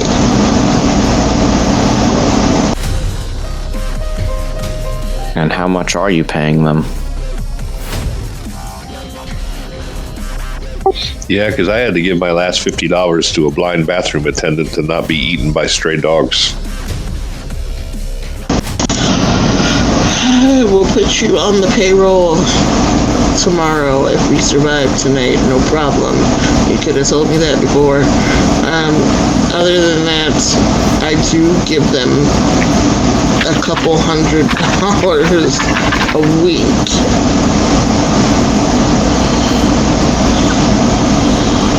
Depending on their hours. Seeing as how Stella and Faye come and go as they please, they do not make as much as some of the other more reliable staff. So they probably have money coming in from somewhere else. That's probably an issue for another time, though. Lucia is going to send a text to G and let her know we're here. Are we still needed? Fuck yeah, we're needed. We're the security. Where the hell are you? There's only Damien and Juanica already there. Lulu was unreachable, and then she goes on a rant that is roughly 17 different texts about who's dropping the ball and why no one's answering and why everybody has an attitude. I'm sending a message to clarify, are we needed inside or should we be surveillance? Right now, I think surveillance. Damien's inside, Alexa's inside. Well, all gonna be inside when she gets here. Something about some scourge work that takes precedent over being a hound about Dustborn or Thin Bloods attacking one of us. I don't know. Stupid. She's bloodthirsty is what she is, really. But, you know, and then she goes on another 17. Alexa's always running around trying to kill something instead of do her job. And why would she be labeled as a hound instead of just given the title of Scourge? And They send a message just saying, please save the rants for later. We need to respond quickly. Yeah, I know this is a tall order, but can we get G laid or something? Because otherwise I'm going to pour lungs out of her fucking nose.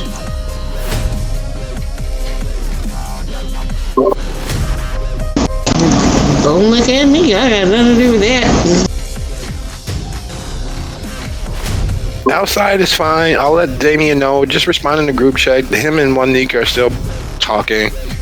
All right, Lucio sends a message to the group chat saying, we're outside on standby surveillance.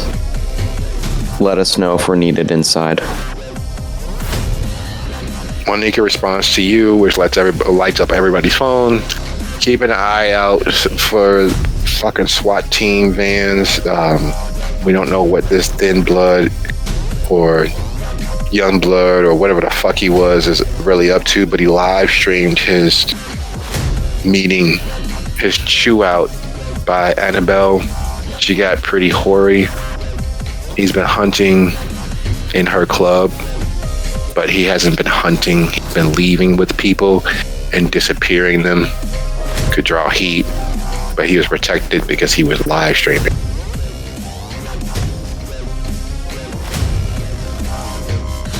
Lucio sends one more text. Has he stopped? She let him leave so that she wouldn't be caught doing something worse and violating Elysium.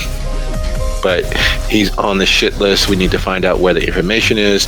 Damien's like, this can be tracked. This can be pulled up later. Stop fucking talking about specifics.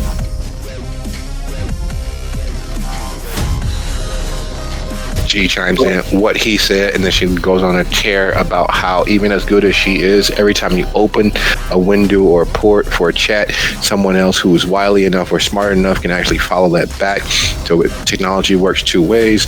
We have to keep things as non-specific as possible. She goes on and on. Hestia has shut her phone off.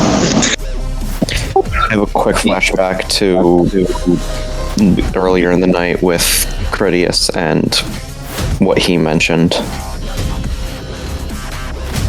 Yeah, guys, there's a reason I'm not responding. Keep that in mind, that the thing that's going on might be related. You know what I'm saying?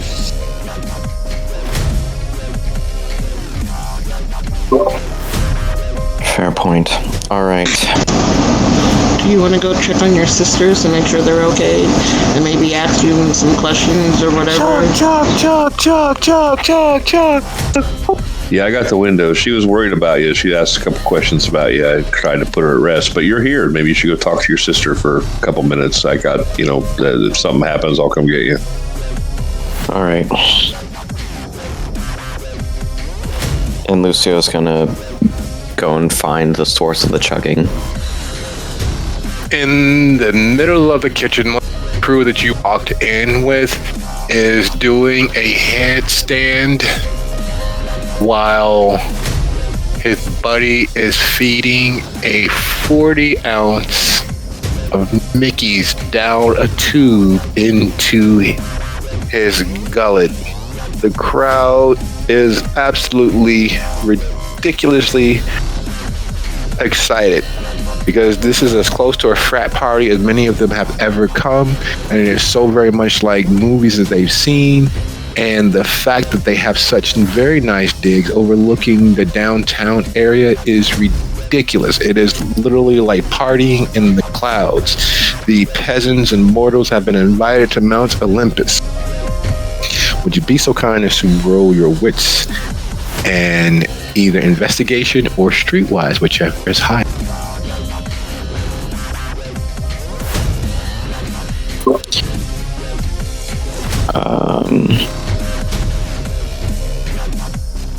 Investigation is 4 dots. Okay, so that's...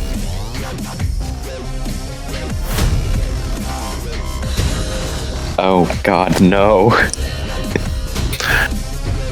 You become immediately incensed. Normally in dark parties like this with the glow of neon lights and the various string lights that they have arranged, making it seem as if the stars themselves are falling over the kitchen. It's a custom that if you were in the right age range, you'd see 1 or 2. In the matter of a few brief moments scanning the crowd and doing a double take, you spot 3 gang leaders, official recognized gang leaders of different gangs. You spot Bennett Stedman, the MC, host, and face man for Red No 5. You know for a fact that he is very much a kindred. You spot 3 people on the police wanted list who are known local suspected terrorists. You see Chaos One, who is the head of juvenile art masters, at least in Chicago, a renowned tagger a graffiti artist who refuses to go legit. He is one of the most wanted men for urban exploration, as well as on the police radar for defacing public property. You see several other council bosses, all dressed down. They're in jeans and open shirts or polos or t-shirts, but in this conflagration of different communities on the fringes of power or outright rebellion, there's enough people here that could get every other person here arrested for associating known or wanted felons, misdemeanors, or various other entities that would put everyone here on immediate notice with the police or law enforcement. This is a gathering storm of fuck all, and Lucio's blood boils when realizing people that have been invited to his sister's event. You do have the opportunity to try to maintain focus by expenditure willpower point, or you will begin physically throwing people out. I will spend the willpower point because I want to get to the bottom of this before I start throwing people out. Spending a willpower point and evacuating the kitchen far enough away to clear your head, you find yourself back at the window, literally counting to 100, trying to focus on anything but the images of the people that you've seen. Being so connected through Arsenio to that aspect of organized crime and spending as many years as he did on the streets, beating the bush, becoming the flat foot that he is, a well-renowned and respected detective. This is the cluster of all fucks. Their proximity to Faye and Stella is enough to have hives double up on his skin as he counts. Now, Lucio's dismay is apparent to anyone who even remotely knows him. Those not affiliated with him would just think quiet, maybe get a bad phone call or a bad text. But, quiet people happen at parties all the time, so people just give them a Hestia and Dizzy. You know for a fact that he has been troubled to the very quick of his being.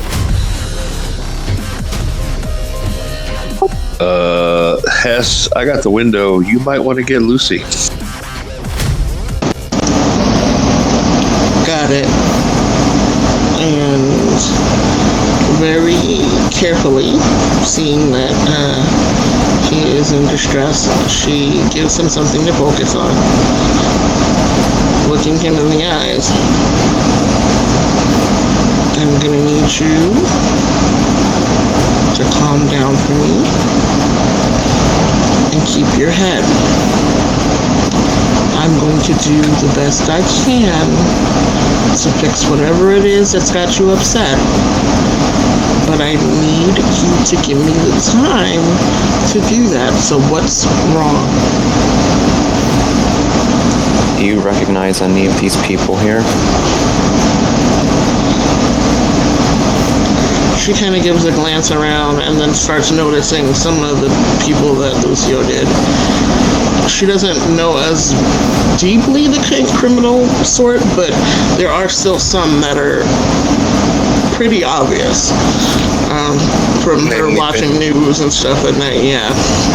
Namely Bennett Stedman. He is the head man, point person for Red No 5. He saw Estia, or he saw her definitely was a high. The fact is, Estia knows he very much is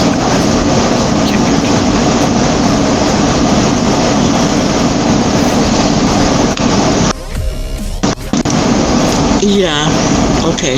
I can see where the problem is coming from. Just give me a minute. Why the fuck are they here in my sister's apartment? Because teenage girls are stupid. Okay, but calm down. I'll fix it. I'm going to find those two right now. And I'm going to ask them exactly what the fuck is happening here. Okay.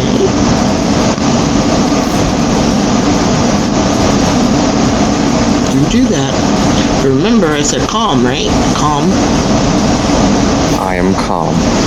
Arsenio comes back through the kitchen carrying two glasses, a big smile on his face. He is happy as a pearl clam. He hands a glass off to Lucy. Hey, yo, Lucy, you won't believe who's fucking here. You know, the guy I was talking to, the Uber driver about. A look. She gives him a look and like literally reaches up and pinches his lips together with a very pointed shut the fuck up look. Oh. He gingerly offers.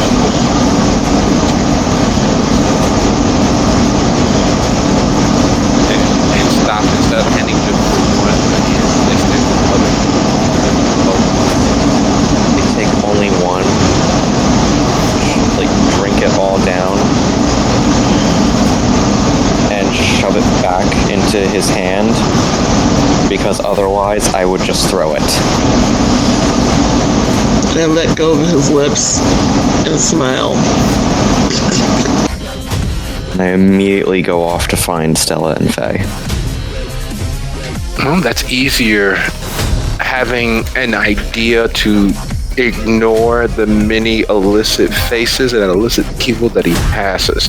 In the doing, having been here before, he knows that their bedrooms are back just off the deck, and that unlike Faye, Stella really enjoys the actual back apartment, which is on the other side of the deck, so that's kind of her personal workspace. She does art there, she does all sorts of anyway. Instead of having to go quite that far back, Faye is in the butler's pantry with her smoke, literally hotboxing with her crowd of friends and associates. Stella is on the deck as he's getting ready to push her door open because the door is glass, because he sees Faye there. He sees Stella on the back deck standing between two guys who are clearly having an issue with one another. One looking very much the idea of heroin chic and neckbeard fashion all at once. He's wearing a fishnet shirt and a pale green trench coat with burgundy pants and sandals with socks, silk socks. You can tell from the distance, associating with Simone before left. associating with Bill, who insists on fine things, even if it's wasted. And the other gentleman he's with is a Sikh, you can tell from the turban, but he's clearly young enough that he doesn't mind partying, having a good time, but they are not quite nose to nose because Stella is standing between them, keeping them separated. So you have a decision. First, we speak Faye and hope that Stella can handle the guests, or you move towards Stella. Stella.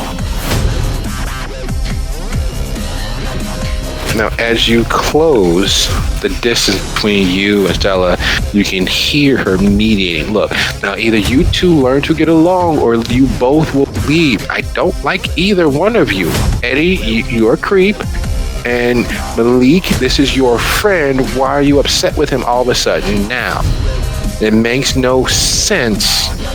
And why are you trying to start trouble here? You understand how many people here who will literally beat you within an inch of your lives? This shit's gotta stop. With her back to you, she doesn't really see you approach. She was.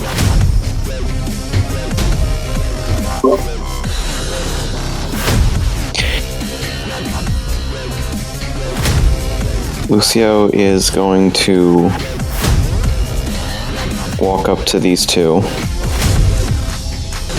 and just say to them, look, I don't know what the fuck's going on here, but I need to talk to my sister, so you two just forget about whatever it is. And he uses cloud memory on both of them.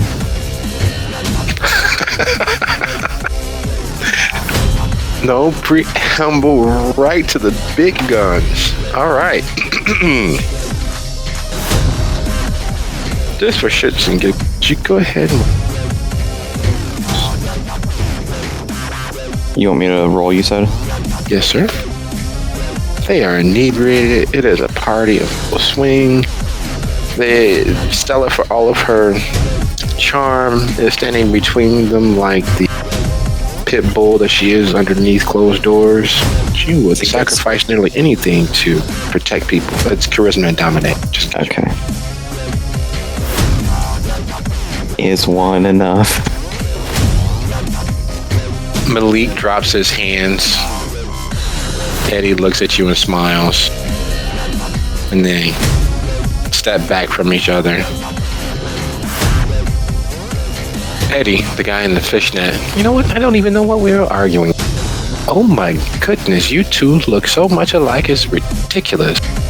And that's saying a lot because Stella, you know, I would love for you to make me your sugar baby. But you can take a step closer to you, Lucio, resting his hand against your chest. You are so daddy. Leave. Oh. Ooh. That just chilling. Whatever you say, daddy. And he moved. Stella, I want to thank you for giving me a chance to be here. I wouldn't miss this party for all the tea in Britain. Mind if I get a drink? Just go. God. Fuck, I don't know why Faye invited you. Lucy, when did you get here? About the same time that I realized who you invited here. Oh, you met, I didn't get her name, but she works at the shelter with us. Well, you, really. And I saw your big guy, your bodyguard. That is what he is for you. Yes.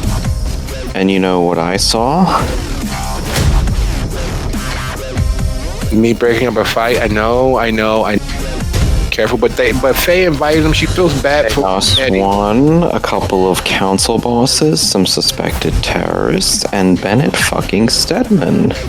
Yeah, we met him at Redno about 2 months ago. We went. There was a. Stella, I'm not stupid. I know who these people are.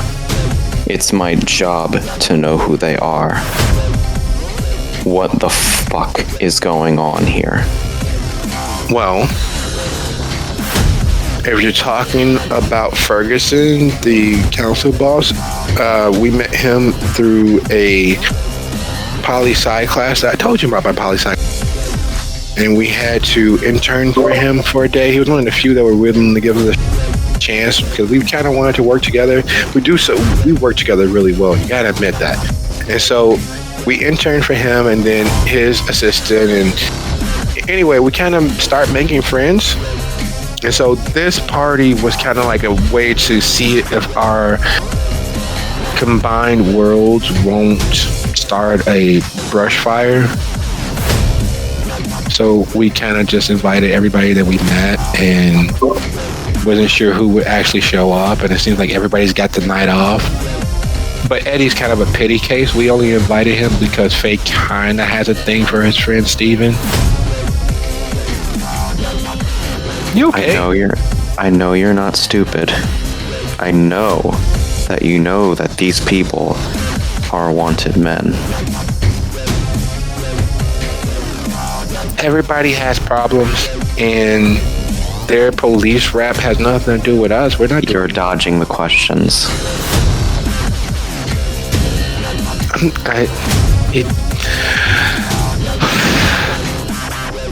It's your fault. Is it now? Yes, you gave Faye those toys, and you told us to keep as safe as we could and stay out of things directly.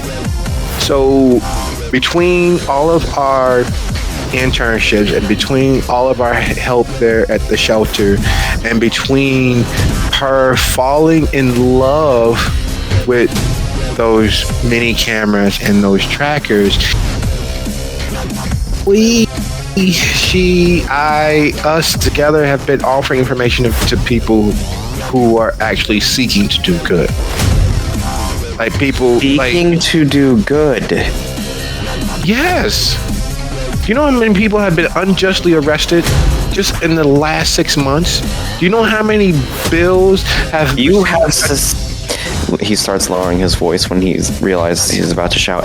You have suspected terrorists in this apartment right now. Suspected for what? For hacking a bank that was illegally raising people's mortgages, for people who they were compounding interest, not just daily but hourly. Suspected terrorists because what? They burned the police car. We did that, not on purpose. Question for you. I have an important question for you. How are you affording this apartment? Faye's cousin. Who is? You know, that's funny. I never actually met him. She gets this far off look like she's trying to pull up something, a file that's not there. Her computer keeps crashing. Be so kind as to roll your wits plus occult. Oh, occult.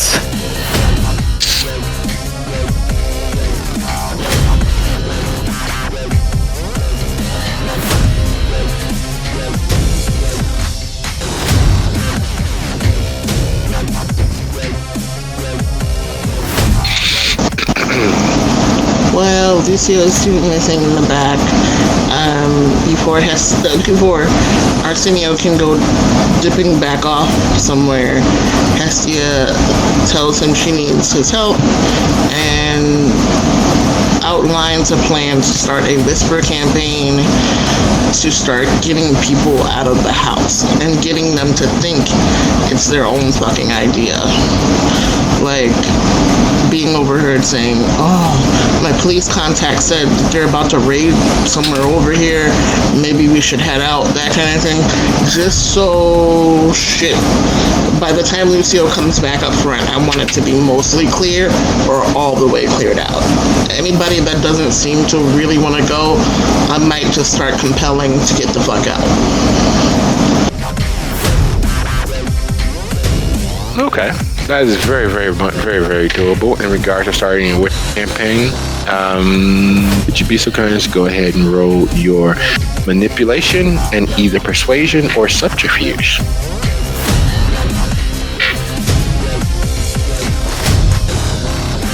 Dizzy, with Hestia speaking with Arsenio right there with you at the window, is there anything you are attempting, or you're going to keep watching the succubus? I'm trying to be a dutiful soldier and watch the succubus. Though it's hard because I'm hungry and I just wanted to eat tonight, but all this shit keeps happening. Well, it is a party, and you know for a fact that there are 4 bedrooms in this apartment. Oh, it's a veritable smorgasbord, all I can eat buffet, but I gotta work.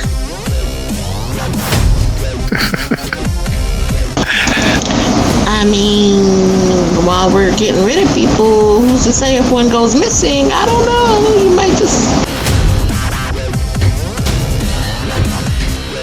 As Hestia and Arsenio begin making party and being overheard, talking to each other, Bennett sees Hestia and dies laughing. Oh my God! These girls know everybody.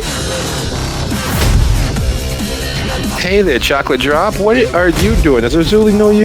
You want me to give her a call and have her swing by? You're hilarious. No, I'm good. But you know what? This is my friend's sister's place, and she's a little upset right now that she's throwing this much of a party, so we're gonna have to clear it out a little, you know. Oh, that's a damn shame. I just got here, actually. You do know, like, Arzul was asking about you not too long ago. A bunch of... But anyway, so you're trying to say that the party's over and only the cool kids get to hang out for the after hours? Oh, no. The party's over and no kids are getting to hang out in the after hours. Well, that's a damn shame. I literally just got here and you gotta shut it down. Nothing. It's not my cologne, is it? No, you smell fine, sweetheart. Looks like there's a bigger party across the street anyway. Yeah. Yeah, I was kind of hoping that I'd get a chance to party here while Adge is inside there, you know what I mean?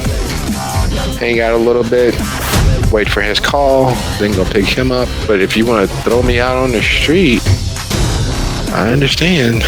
You can't say that I would ever have done the same to you all, but I get it, you know. You don't expect anyone to be on their best behavior, especially with all of these myriad of people here.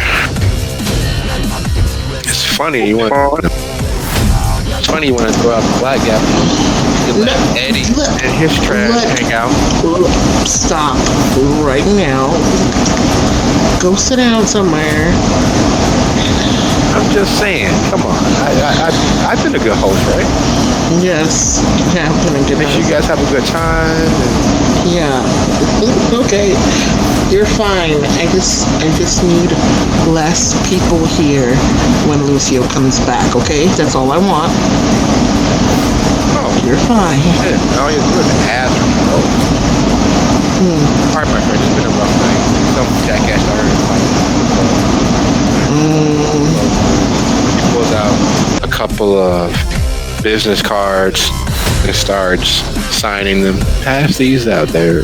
We admit people out of here easier by saying they can come there and party instead. And I won't even tell anybody in the closer. You're a doll. And then she goes to do that. And as you...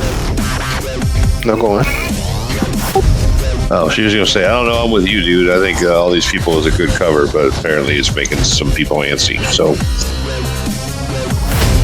It is, especially after the night that I had, man. It's getting really reckless out there. Oh, really? Do tell. I mean, it must suck to have a bad night.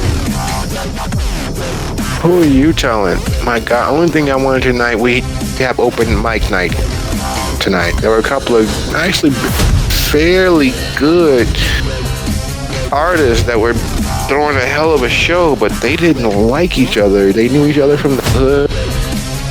Who'd have thought that fucking Evanston was that wild? Damn suburbanites. I tell you, they should just burn all of the suburbs down, or just claim them as part of Chicago and be done with the whole damn thing. Wherever you go, West Side don't like North Side. Man. And once I made my rounds, I come back to the window and, hey, I'll tap out.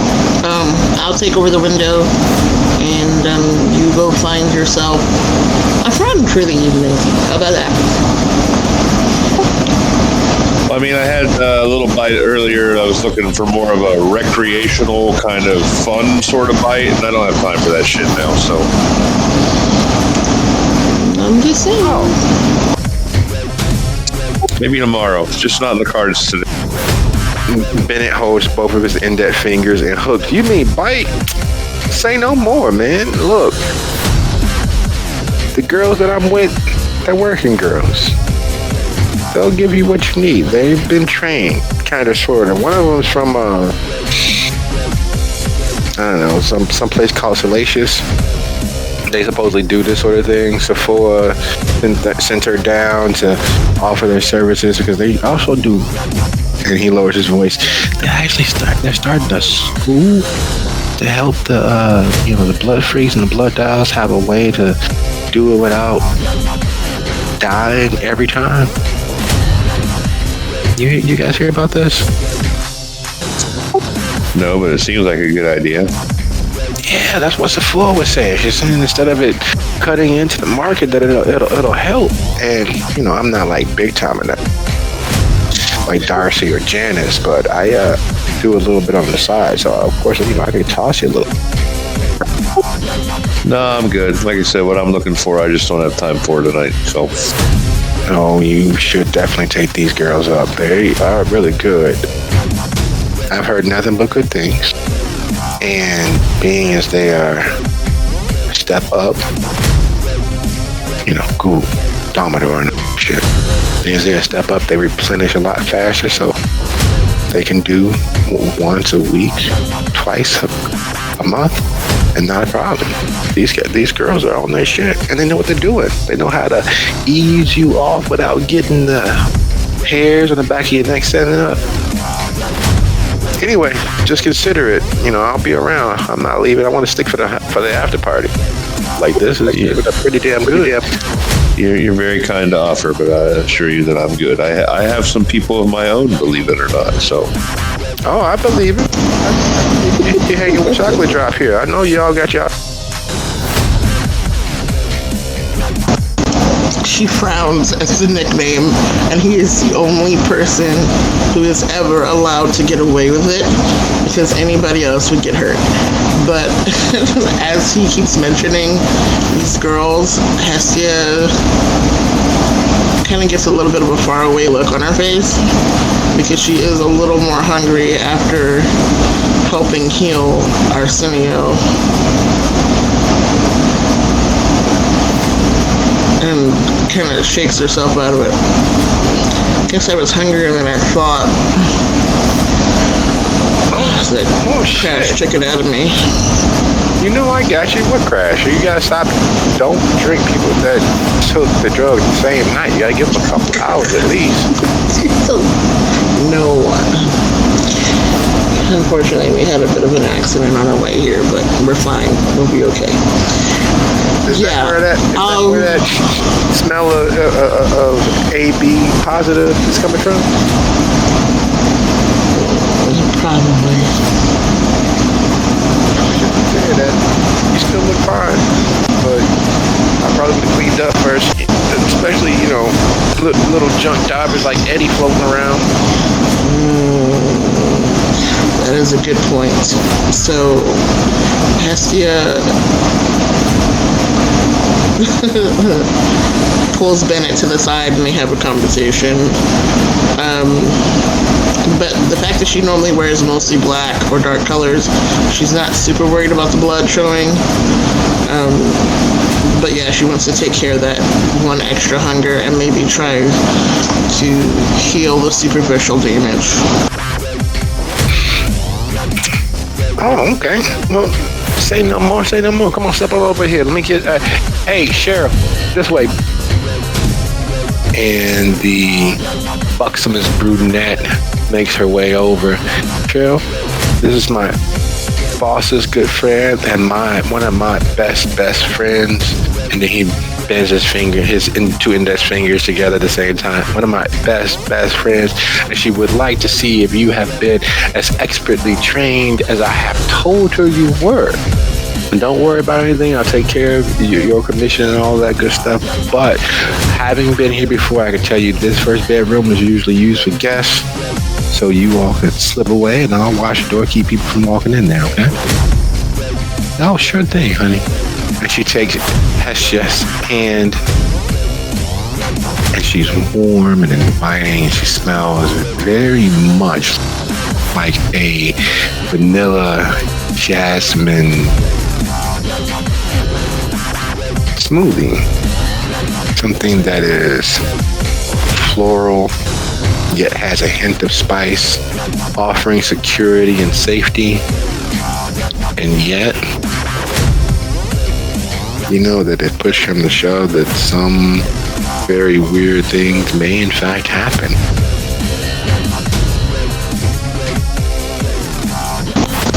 We're just embarrassed into the moment.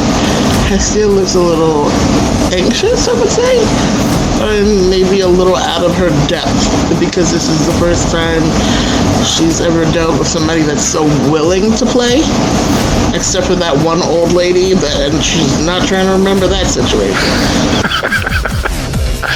As the door closes, Cheryl says,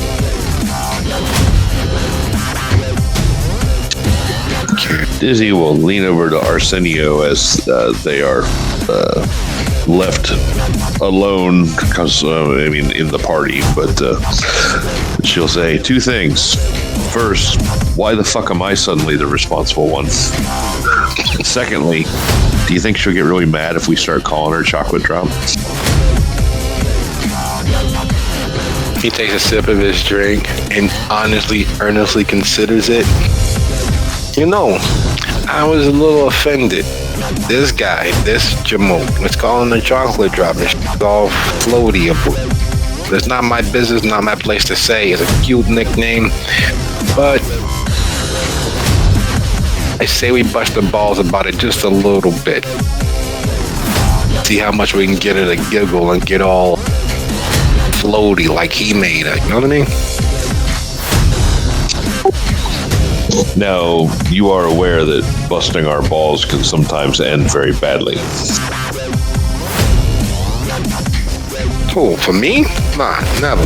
Talking about you. You guys are doing the same thing. You're not like me and Vivi, right?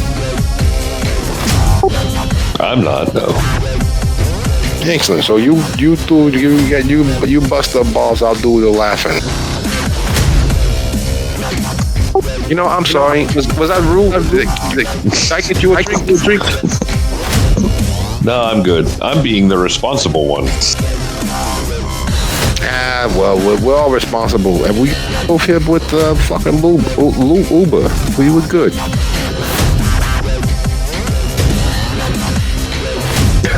You know there's no Uber in Dalton?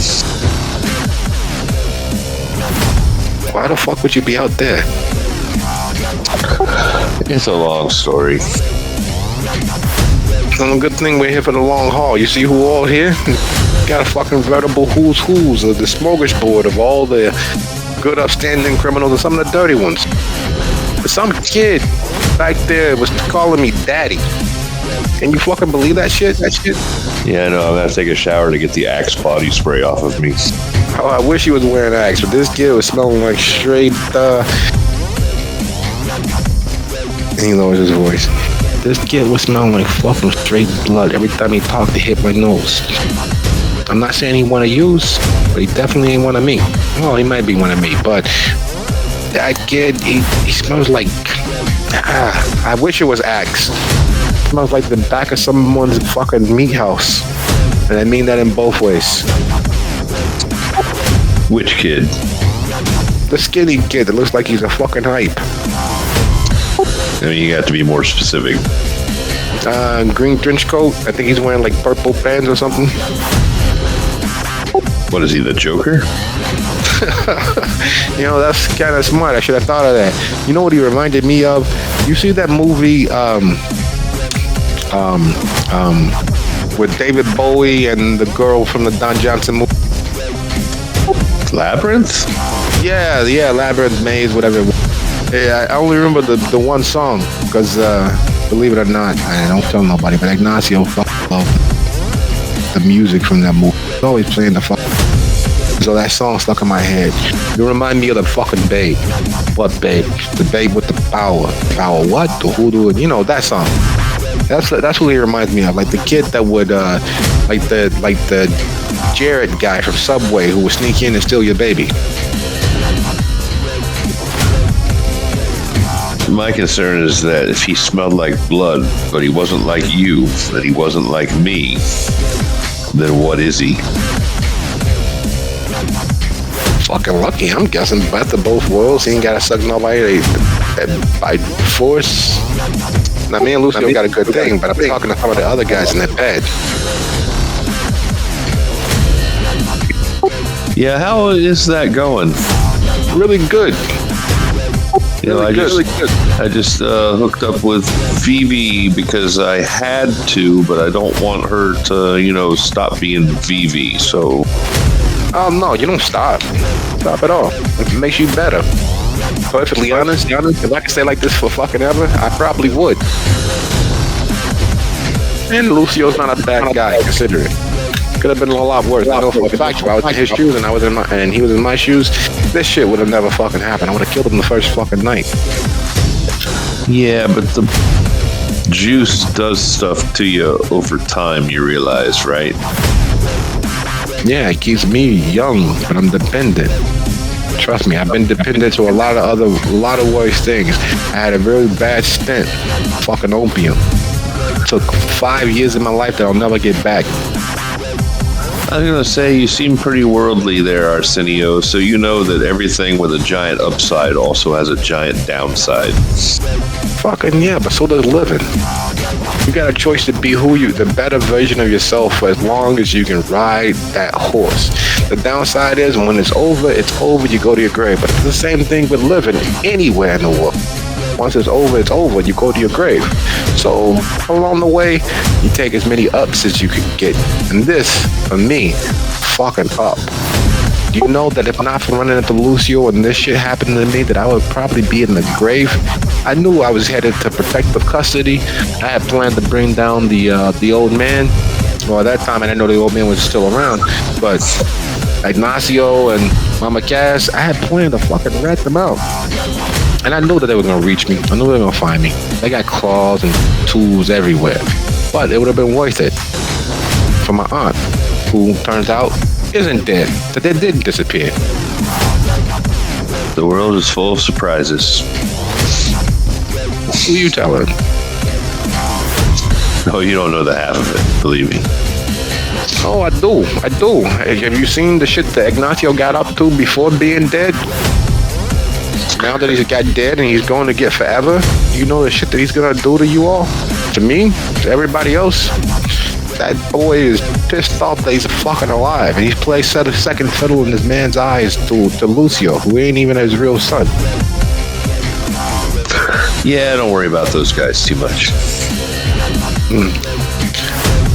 You say that, but because you didn't grow up with them. Yeah, but I'm sure that they are capable of some things, but I've seen some shit, dude. And a couple of small-time wannabe crooks don't really, yeah. Yeah, small time. You say that, and I hope you're right. But perfectly honest, from all the trips that I made, I can tell you it's not small time. I don't want to talk out of turn, talk out of school. Who knows? And he stops and looks at Stedman, who's talking to some clearly sophomore at some school across the city. You never know how many of you guys got ears. Clear that everybody ain't what they say they really are. You know what I mean? Like that guy. And fucking too big hood. All of a sudden, I turn around and he's a fucking club guy. He used to run the southeast side. Now he's okay being an elaborate doorman. That don't sound right to me. No, I think we're standing right in the den of the Vipers right now. I think this whole place is funded by your ex-cohorts. Doesn't sound likely. They never do anything nice for nobody. Oh, their intention is not to be nice here. Sounds about right. If it's something dirty. This is 100% leverage that ends badly for everyone involved.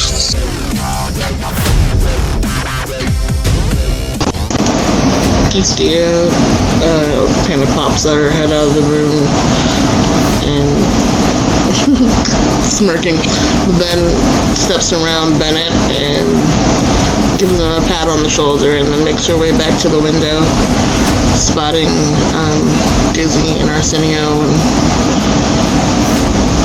They are clearly in the midst of a conversation that has Arsenio scanning the room and checking the doors fairly often. She scans the room then and looks. About how many people were they able to get rid of? Roughly 25%. I roll. She's looking for, because she keeps hearing about this guy, the little green shirt, coat, whatever guy, and so she just starts looking for him. Okay. And while she's making her way through the crowd, as Lucio stares at Stella as she's trying to pull up a file that is no longer there, he's immediately struck with the fact that that's the look that most people have when he reaches into their mind and orders them to do something. There's also a look that he's seen on a few people that Hestia has spoken with, in that voice that summons up that weird need to respond. There's also the look that he and Alexander had as Dizzy erected and called down the very host of heaven to keep them from engaging with McTavish. That look that she has does the immediate opposite of incensing. It's for the first time since his death where he feels that something of immense true value can be taken.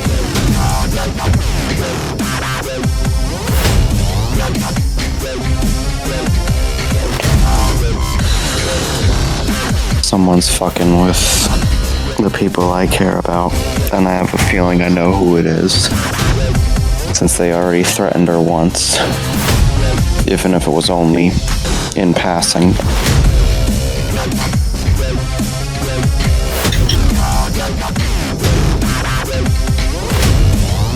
Stella. Yeah, hey, I know that it's her cousin, I just can't. And she digs deep and the effort is clear on her face. A light trickle of sweat breaks out on her brow and at her temple. Tony? I'm sorry. Maybe I had a seltzer too much tonight. All right. Don't strain yourself.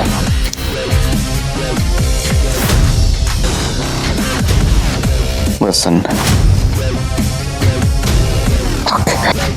This is gonna be sudden, but I've been thinking of moving lately. I'm curious to know if you and Stella want to move into the new place that I'm thinking of getting and get out of here. But it's a great apartment, and we literally only had to pay $250 each.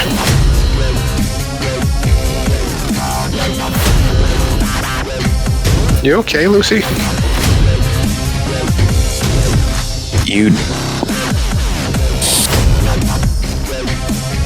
No, I'm not okay.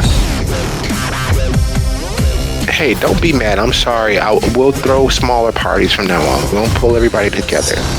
It's not about the parties. It's about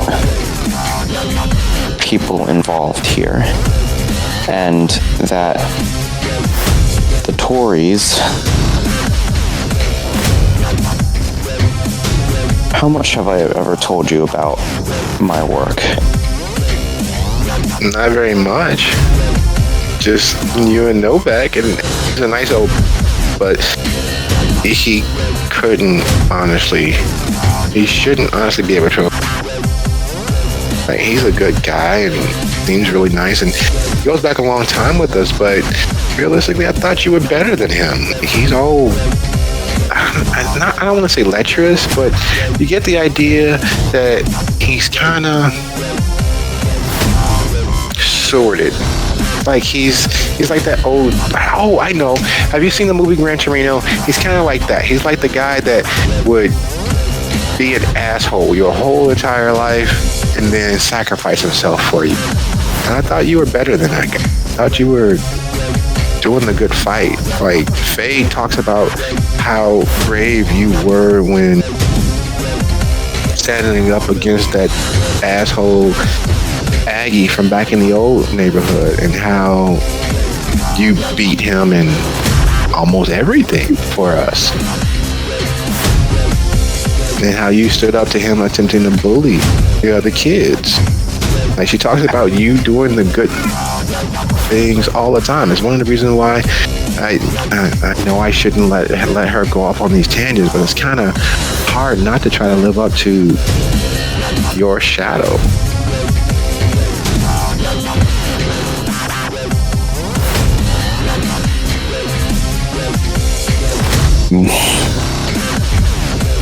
I didn't know you felt that way.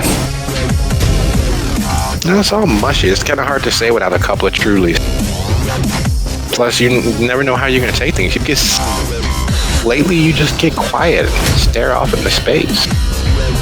And I can only imagine, like, what pressure, whatever it is you're doing, has on you. The kind of work that I do makes me very concerned about the people close to me. I want to make sure that they're safe, because I don't want anything that I do to hurt them. But right now, I'm afraid that might happen. I'm not technically supposed to talk about work, but that kid Ignacio, he's part of a crime family, and that family is called Castiglione and Tori.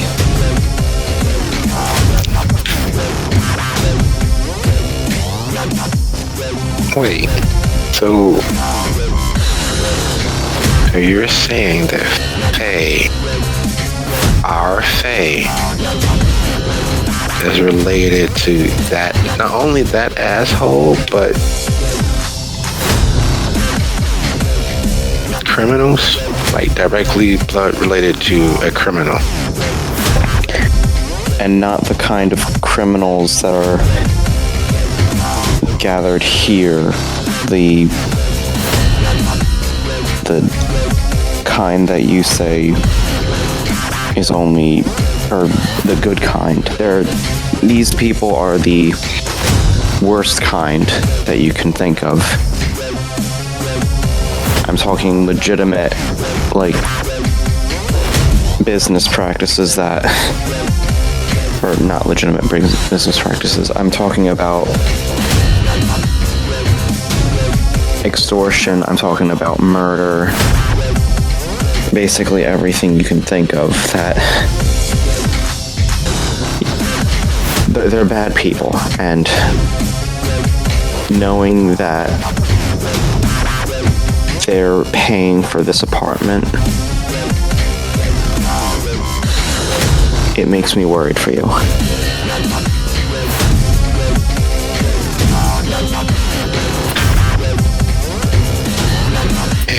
It makes me worried too. Which is why I'm asking you. I'm planning to move to a safer location.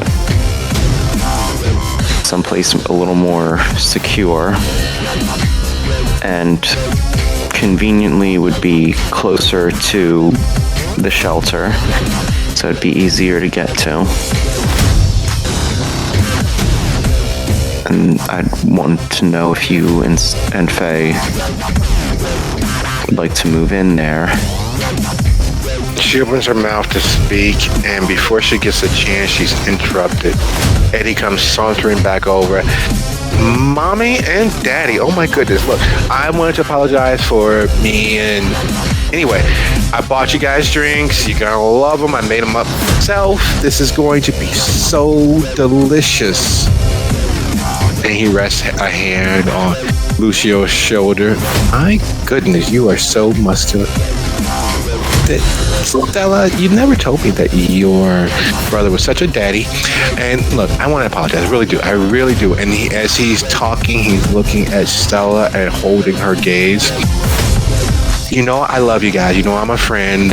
And I don't ever mean any harm. I'm safe to have here all the time. Hey, Eddie. Please tell me that's when Hestia finds him. Hey, Eddie. Oh, Daddy, yes? What's your last name? We don't talk about my slave name. You can call me Eddie X. I put the X in almost everything. You don't happen to be related to Faye in any way? No, unless, of course, you know, you can't being her blood sister.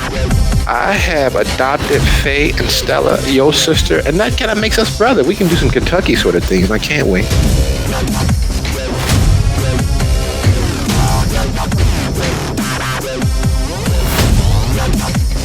Lucio is silent. In the door. Oh, look at this, the strong silence. Look, Daddy, I really love Faye and Stella. They the most delicious pups. And I've got a good thing going here. I wouldn't do anything to ruin it, though I might risk a little for you.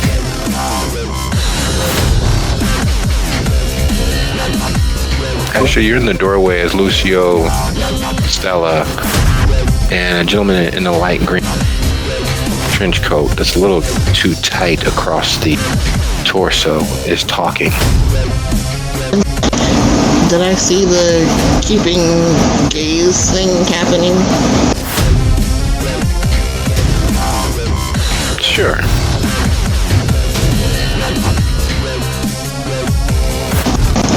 Oh, you must be the famous Eddie. Everybody's been talking about you tonight. I had to meet you. Oh my goodness, look at you. You are such a treat. I have seen you out and about, I believe. And I've seen you out and about. That's one of my favorite places.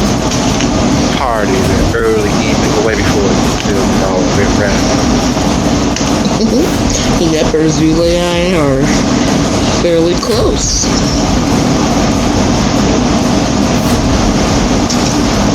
Well, I try to stay out of trouble as much as I can. Sometimes it's just a little too... Stella, dear, would you leave me and talk to these lovely adults?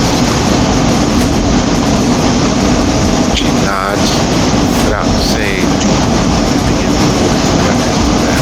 to the actor. He sits and crosses one leg over the other, holding his drink askance. Now, I know more than I probably could, but you and And you, Daddy. Look like my sorts of people. What exactly are you all? Yeah, I know that's your sister, but I've never seen you on here before.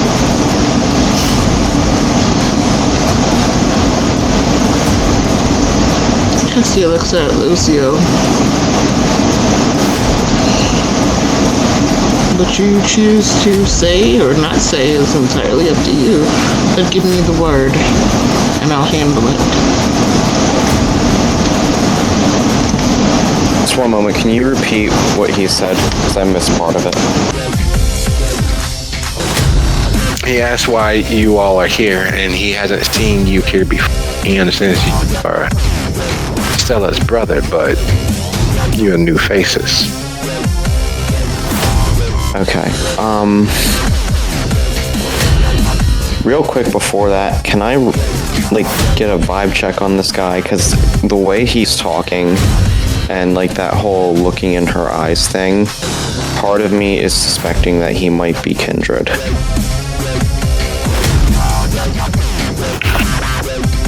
And, that's why I was asking about his last name, because I literally thought that he might be the one that's manipulating them.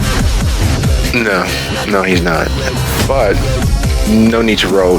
Go with your suspicion. Okay.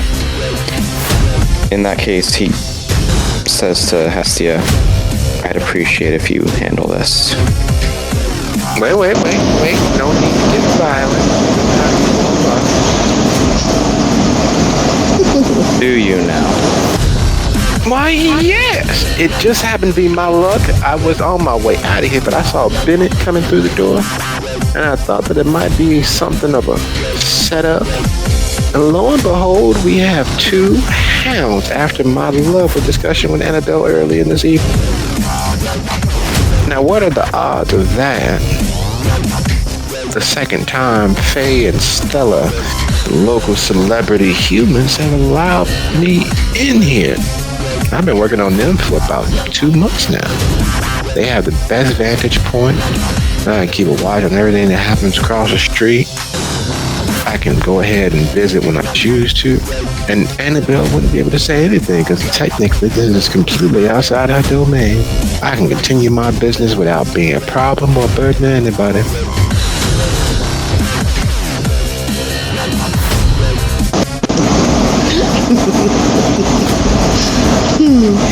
What exactly is that business? Well, you show me yours and I'll show you mine. Hestia, take Stella.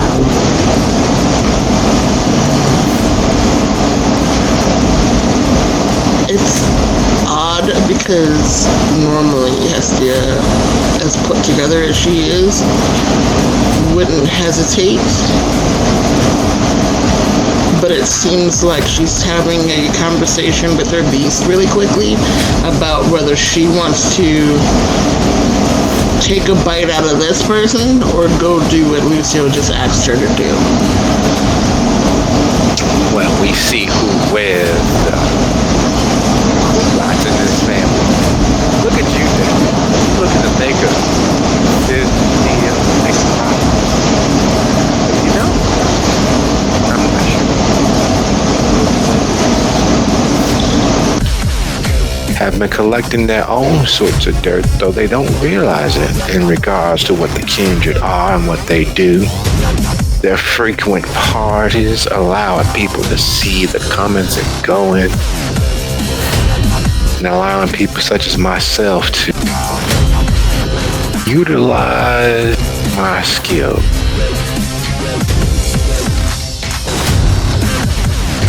So, one quick question for you. Are you the one that's been paying the apartment for them? Oh, hell no. I do everything I can to not pay anything, let alone somebody else's problems. But being as you all are hounds, I'm taking that bitch Annabelle decided to make a ruckus.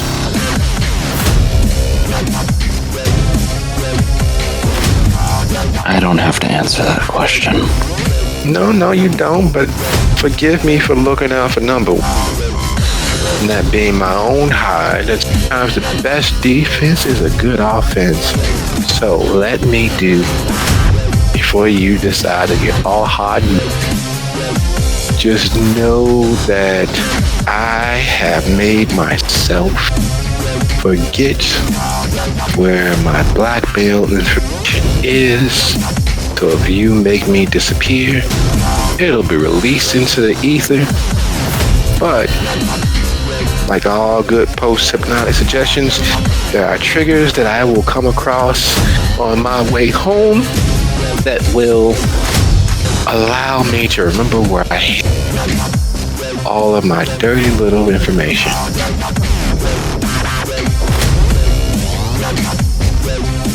Let me ask you something.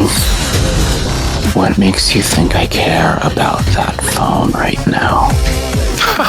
You think it's just one phone? Baby child, look. I am part of an elusive, secretive network of ne'er-do-wells. We have information stretching back several months, some of which, thanks to your gullible sister and her friend, has been obtained from here, some of which has been obtained from inside the building, some of which has been obtained because no one pays attention to us street kids when running through the city streets. But it don't have to be all hateful and vinegar. We can come to an agreement, and I'll even cut you in on part of the profits. And for that, the only thing that I ask is my hide and continued existence. And with me in the area, you know your little sister and her friend will be very well protected, or at least you'll have the information to properly avenge her.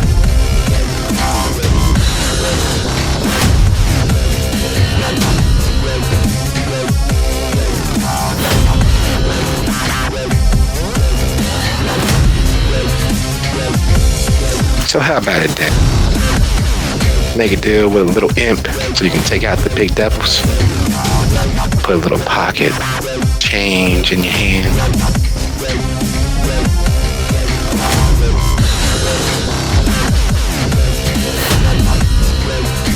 I have a better idea. And Lucio activates prowess, and he immediately grabs the guy's head and knees him.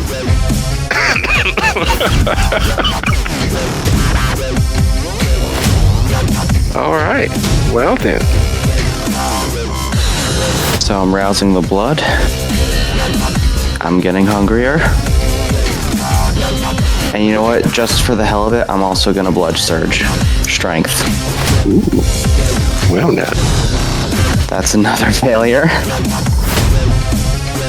Okay. 2, 3, 4, 5.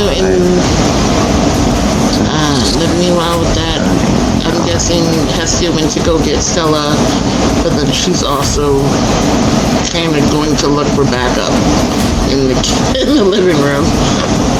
I'm gonna spend a willpower to make this hit a little harder. There we go.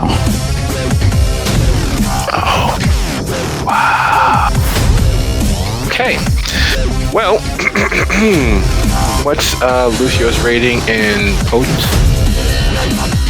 Currently, it is 2 with a +1 dice bonus from his blood potency. Okay. Well now. So we're gonna pause right there with Lucio saying I have a better deal and literally doing a tiger knee in poor Eddie's face. And while that's happening, Hestia is escorting Stella further into the party, running to the window, grab Arsenio and Dizzy. Now, with Hestia coming in hot and bothered, would Dizzy jump to move to help, much like Arsenio automatically would? Or would she say, no, I'm good here? No, she's coming out to get the cavalry, that I will come in guns blazing like the cavalry. As you all move through the party, doing your best to not attract too much attention, you all get back to the deck relatively quickly. just not quickly enough to stop the happenstance from taking place. Now, Lucio is never violent without reason. It's usually. Lucio is never deadly without reason. It is clear that that reason, that threshold has been met as you all get back with Lucio's shoes, his very sensible shoes. He could walk for hours in, finally landing back on the deck. His knee and lower pants splattered the pinkish gray matter that was once inside Eddie's head. His hands holding tufts of Eddie's thin and thinning hair. It's clear that Eddie would have gone bald if he had continued to live into early, middle to late adulthood. It is clear that unlike his much vaunted charisma and manipulation denoted fact, it is not in fact a significantly thickened kindred where such a vicious blow could have been shrugged off. More akin to what Aiden was, what the individuals that attempted to kidnap Dizzy was, what the 50 bodies that made their way into the shelter's crematorium were. But all that passed. Eddie now is nothing but a splattered stain across the deck of Lucio's pants. What the fuck did you do? Is that the thin there? Was. What the fuck? Hestia, why did you don't make decisions with your emotions, dude? I'm guessing blackmail was involved and brain fuckery. He kept staring at Lucio's sister in the eye and making her go blank. So They were using them.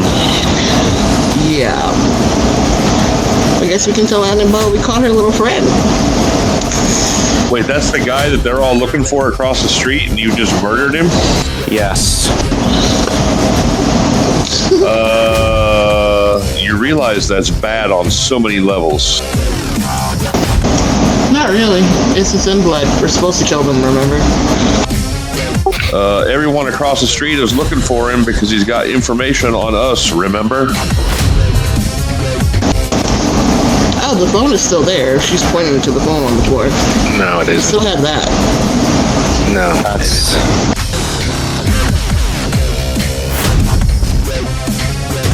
No, in fact, What phone? it is not. What phone? Where? I don't see a phone. What the fuck are you talking about? It is a Mickey Mouse Pirates of the Caribbean MP3 player. He is in fact that old that was his mode and means of music.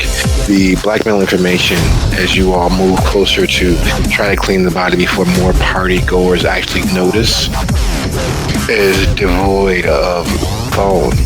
There is no phone. But it is also a disheartening fact as you all go over the body and take steps to try to mitigate anyone noticing the homicide that's taken place.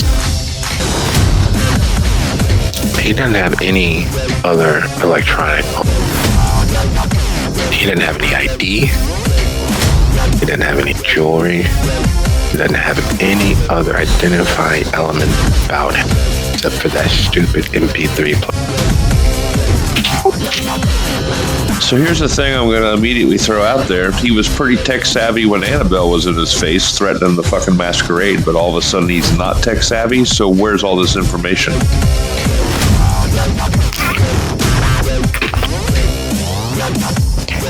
He said he hid it. Yeah, so that's probably what he did. Maybe he was bluffing, but that is out there somewhere. Yes. Yes. And now we're going to be on the hook for it.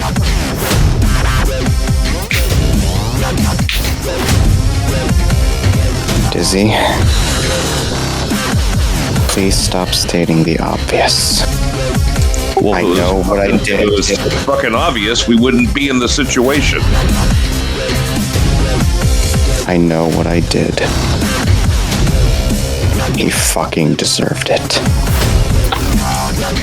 You did exactly what he wanted you to do by playing right into your fucking emotions. So he wanted to die, is that what you're saying? Well, I'm sure he had some sort of plan where he was going to survive through it that didn't fucking work out for him. But yeah, he wanted you to attack him is what I'm fucking saying.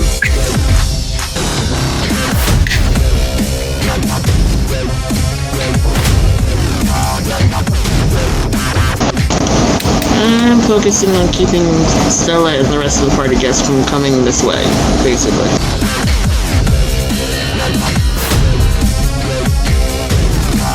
And as you all do as much CYA as possible, and as Arsenio begins Bennett, who doesn't exactly know what's going on, doesn't know anything that's actually going on, begins doing much the same. We draw to a close with the coterie having established their Rubicon, the line that they will not cross. Do not fuck family. I want to thank you all. It has been lovely. And I look forward to seeing you all here next week for the epilogue of season 8. It is a very tense scene. I can't wait to see how you all either settle things or make things worse. It's gonna be fun. Good night, everybody. Good night. Night all. Night.